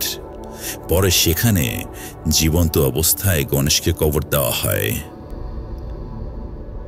ওই স্পটে প্রাণনাথের মন্দির করতে গিয়ে ওলা উঠায় উজাড় হয়ে যায় শত শত মানুষ। পরে শাস্ত্রীয় ব্রাহ্মণেরা নিদেন দেন 150 গজ দূরে নতুন ভিত তুলতে। আমার ধারণা তোমার কাকা গণেশের সব আধারের ডালা খুলে তাকে মুক্ত করেছেন। গণেশ আসলে নসরাটু আনডেড, তাজা মানুষের রক্ত নিয়ে বেঁচে থাকে। ভীষণ নিষ্ঠুর আর প্রতিহিংসা পরায়ণ। এদের কাছে আপন পর দয়া মায়া বলে কিচ্ছু নেই। আমি একজন ক্যাথলিক প্রিস্ট। ভ্যাটিকানে ট্রেনিং এর সময় ষষ্ঠ ইন্দ্রিয় প্রবল এমন শিক্ষানবিশদের বেছে আলাদা করা হয়। এরপর প্রশিক্ষণ শেষে আরো 6 মাস ধরে শেখানো হয় এক্সরসিজম। পড়ানো হয় লক্ষণ গুণ বিচার করে মানুষ সম্পর্কে ধারণা কিভাবে তৈরি করা যায়। সে ধারণা আমি তৈরি করতে পারি। দেখেই মনে হয়েছে অভিশপ্ত কোনো কিছু ছায়া রয়েছে তোমার উপর। ফাদার রুকোর দীর্ঘ ভাষণ হাঁ করে গিলছিলাম এতক্ষণ। সুযোগ পেয়ে প্রশ্ন করলাম, ফাদার আপনার সব কথা মেনে নিচ্ছি, কিন্তু রাজা গণেশ মুসফেরাতো হলো কিভাবে? খুব পরিচিত একজন নসফেরাতো হলো ট্রান্সিলভেনিয়া ব্ল্যাড দ্য থার্ড বা কাউন্ট ড্রাকুলা। মহান ঈশ্বরের বিরুদ্ধে চূড়ান্ত ব্লাসফেমি করেছিল এই কুখ্যাত শাসক। জঘন্যভাবে অপবৃত্ত করেছিল 700 বছরের পবিত্র গির্জা। পালপেটে দাঁড়িয়ে সরাসরি চ্যালেঞ্জ করেছিল ঈশ্বরকে। আশ্রয় নিয়েছিল অস্বাভাবিক নিষ্ঠুরতার। এই প্রাসাদে ঢুকতে হলে 1 মাইল পথ পাড়ি দিয়ে তারপর ঢুকতে হয়। এই 1 মাইলে প্রতি 20 ফুটে শুলে চড়ানো মানুষ থাকত। এই জন্য এই কাউন্টার নাম হয়েছিল ভ্লাড দি ভেলা। সামান্যতম অপরাধে হাত পা কেটে ফাঁসি দেওয়া হতো। প্রত্যেক শহরে যত লোক বাস করত তার চেয়ে ঢের বেশি ছিল রাস্তার মোড়ে মোড়ে ফাঁসি কাঠ থেকে ঝোলা লাশের সংখ্যা। শয়তানের সাথে সখ্যতা করতে হলে এর থেকে বেশি আর কি চাই? গণেশ যা করেছে তা ড্রাকুলার মতোই প্রায়। তবে আশ্চর্যের বিষয় কি জানো? এই দুজন প্রায় একই সময় কার্পেথিয়ান পর্বতের এক দুর্গম এলাকায় সভ্যতার আদি লগ্ন থেকে শয়তানের এক পাঠশালা আছে। সমস্ত জ্ঞানের আকল ওখানে। এর নাম সলেমেন্স। ধারণা করা হয় কাউন্ট ড্রাকুলা কালো জাদুর চর্চা শিখেছিল সেখান থেকে, আর গণেশের জ্ঞান জুগিয়েছিল যক্ষিণী আর তার পূজারী। যা হোক, এখন কি করবে বলে ভাবছো? যতদূর বুঝতে পারছি ছোটকার বেছে নেই। তবু এতদূর যখন এলাম সুন্দরপুর আর পঞ্চগড় এই দুটো জায়গা দেখে যেতে চাই। বেশ, তো তুমি চলে যাও, আমি সাথে লোক দিচ্ছি, পরিবহনের ব্যবস্থাও হবে। ঘুরে এসো একবার, ইচ্ছে হলে কালই রওনা হতে পারো। পরদিন অর্থাৎ সোমবার এক সাঁওতালের সাথে 2 ঘোড়ায় টানা টমটমে ছুটে রওনা হলাম। মাঝবয়সী পড়ালেখা জানা লোক, নাম কলিয়ান হরাম। দুপুরের আগেই সুন্দরপুর পৌঁছে গেলাম। বিরাট দক্ষযজ্ঞ, শত শত মজুর আর কারিগরের ধুমধুমার। মন্দিরের উল্টো দিকে যে পুরো ভবনে কাকা ছিলেন, ঘুরে দেখলাম সেটা। সব কিছু ঝকঝকে তকতকে। এখানে যে এত কীর্তি হয়েছে বোঝাই যায় না, তবে ফাঁকাই পড়ে আছে ওটা। নতুন সাইট ম্যানেজার মন্দিরের পেছনে টিন শেডে থাকে, সঙ্গে লাগোয়া বাথরুম। ছোটকার কথা একজন দুজনকে জিজ্ঞেস করলাম, এড়িয়ে গেল সবাই, যেন তার অস্তিত্বই ছিল না কোনোকালে। তপতি মাসি সাথে খাবার দিয়েছিলেন। কলিয়ান হরাম আর কচুয়ানকে নিয়ে শালগাছের তলায় বসে দুপুরের খাওয়া সারলাম। এরপর রওনা হলাম পঞ্চগড়ের পথে। সন্ধ্যের মুখে মুখে পৌঁছে গেলাম গিরিজানাথের বাংলোয়।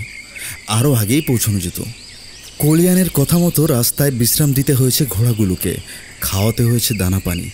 কোমর সমান উঁচু পাঁচিল দিয়ে ঘেরা কম্পাউন্ড, আম, লিচু আর কৃষ্ণচূড়া গাছের ছড়াছড়ি। লোহার গড়ার দেয়া গেট পেরিয়ে লাল মোড়াম বাঁধানো পথ সোজা চলে গেছে বাংলোর গাড়ি বারান্দা অবধি। হাতের বাঁদিকে আউট হাউস, অন্ধকারে মৈনাক পর্বত। চওড়া সিঁড়ি ভেঙে বাংলোর সাদা রেলিং ঘেরা বারান্দা পেরোলেই বৃত্তচাপের মতো বসার ঘর। খড়খড়ি লাগানো সবুজ রঙের হাফ ডজন 1 মানুষ সমান লম্বা জানলা। একদম সামনেই দেওয়ালের গায়ে 2 পাল্লার 15 ফুট দরজা। সব দরজা জানলা খোলা। উজ্জ্বল আলোয় পেট্রোম্যাক্স জ্বলছে ভেতরে। নীল আলোয় ভেসে যাচ্ছে চরাচর। খোলা গেট, পেট্রোম্যাক্সের আলো, এসব দেখে অবাকই হলাম। মহারাজ কি বাংলো এসেছেন? কলিয়ান হরাম বলল, বাবু আপনি একাই হেঁটে ভেতরে যান, হয়তো মহারাজ আছেন ওখানে। তার অনুমতি না নিয়ে গাড়ি ঢোকানো ঠিক হবে না। টমটম থেকে নেমে হেঁটে বারান্দায় এলাম। চারিদিক মরুভূমির মতো নীরব, একটা ঝিঝিও ডাকছে না। দরজার পর্দা ঠেলেই পা রাখলাম ভেতরে। একই সাথে খেলাম জীবনের সবথেকে বড় ধাক্কাটা। পালঙ্কের মতো ইজি চেয়ারে বসে আমার দিকে এক দৃষ্টিতে তাকিয়ে আছে ছোটকা। তরতাজা যুবক, পাট করে আঁচড়ানো কুচকুচে কালো চুল, ঠোঁটের উপর বেজে লেজের মতো লকলকে গোফ, চোখ মুখ থেকে ফেটে বেরোচ্ছে শক্তির দ্যুতি। অবাক হয়ে বললাম, ছোটকা, ছোটকা তুমি?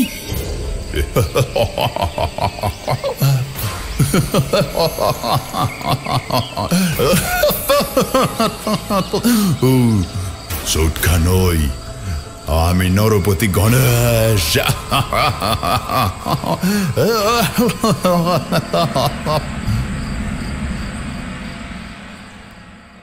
একেবারে প্ল্যান মতো সবকিছু হয়েছে, কি বলো তপতি? ফাদার, আপনার বুদ্ধির তারিফ না করে আসলে পারছি না। আপনি আসলেই সত্যি সত্যি গ্র্যান্ড মাস্টার। এত গবেষণা, এত পরিকল্পনা। 9 মাস আগে যখন প্ল্যানটা শোনাচ্ছিলেন মনে হচ্ছিল আষাঢ়ে গপ্প শুনছি। কত জায়গায় যে লোক লাগিয়েছেন। আমাকে পাঠিয়েছেন আবার রেল স্টেশনে। জিতুকেও লট বহন নিয়ে অপেক্ষা করতে হয়েছে ওয়েটিং রুমে। তবে হ্যাঁ, বাহবা দিতে হয় ওই নারায়ণগঞ্জের বিনোদ বিহারীকে। সময় মতন তার করে পোশাক আর চেহারার কি ভালো বর্ণনাটাই দিয়েছে না লোকটা। এই জন্যেই ঈশ্বরদী জংশনে সমুকে সহজেই খুঁজে পেয়েছিল জিতু। শুরু থেকেই বিনোদ বিহারে আসতে চেয়েছিল সমুর পিছু পিছু, কিন্তু আপনার শুধু ওই এক কথা, সমরেশের মনে সন্দেহ হয় এমন কিছুই করা যাবে না। ঈশ্বরদী থেকে জিতু তার পাওয়ার পরেও কেমন যেন খসখস করছিল মনের ভেতরটা। সময় মতন পাওয়া যাবে তো সমুকে? তবে হ্যাঁ, শেষ ভালো যা সব ভালো তার। ঠিক বলিনি ফাদার? ঠিক কথা। কি আর করা, গণেশ এখন তুষার নাগের দেহ ধারণ করেছে। বউ আর বাচ্চাটাকে চুষে খেয়ে কদিন বেশ গায়কতার হয়েছিল, কিন্তু তারপরেই আবার দুর্বল হয়ে পড়ল। আরো শক্তি চাই, তাই তুষার নাগের ব্লাড লাইনের কাউকে। ওদিকে পঞ্চগড় ছেড়ে সে কোথাও যাবে না, কম ঝামেলা। বলি, রক্ত চুষে খাওয়ার লোকের অভাব আছে এখানে? গা উজাড় করে সাঁওতালদের খা, কে মানাসে করতে কি? কিন্তু না, তুষার নাগের সাথে রক্তের সম্পর্ক আছে এমন জোয়ান মরদ কাউকে চাই। পুরো সামর্থ্য ফুরে পেলে প্রথমেই ধরবে গিরিজানাথকে। জমিদারটাকে আগে পেয়ে নি হাতের মুঠোয়, তারপর দেখা যাবে কত ধানে কত চাল। টাকা ছাড়া কি আজকাল কিছু হয়? তুষার নাগকে দিয়েই শুরু করতে হয়েছে খেলা। লোকটা টাকা লোভ ছিল খুব, যেভাবেই বলেছি সেভাবেই করেছে। তবে বউ ছেলের মৃত্যুতে বেশ কষ্ট পেয়েছিল, বেচারা বুঝতেই পারেনি ঘটনা এত দূর গড়াতে পারে। গণেশকে বলেছিলাম সমরে সেখানে না আসা পর্যন্ত ওকে যেন বাঁচিয়ে রাখে। বলা তো যায় না, গন্ধ শুকে শুকে এখান পর্যন্ত না এলে ওর পেছনে আবার আমাকে কাউকে পাঠাতে হতো। সমু বলছিল ওর একটা বোন আছে নাকি? Patience, my dear, is a virtue.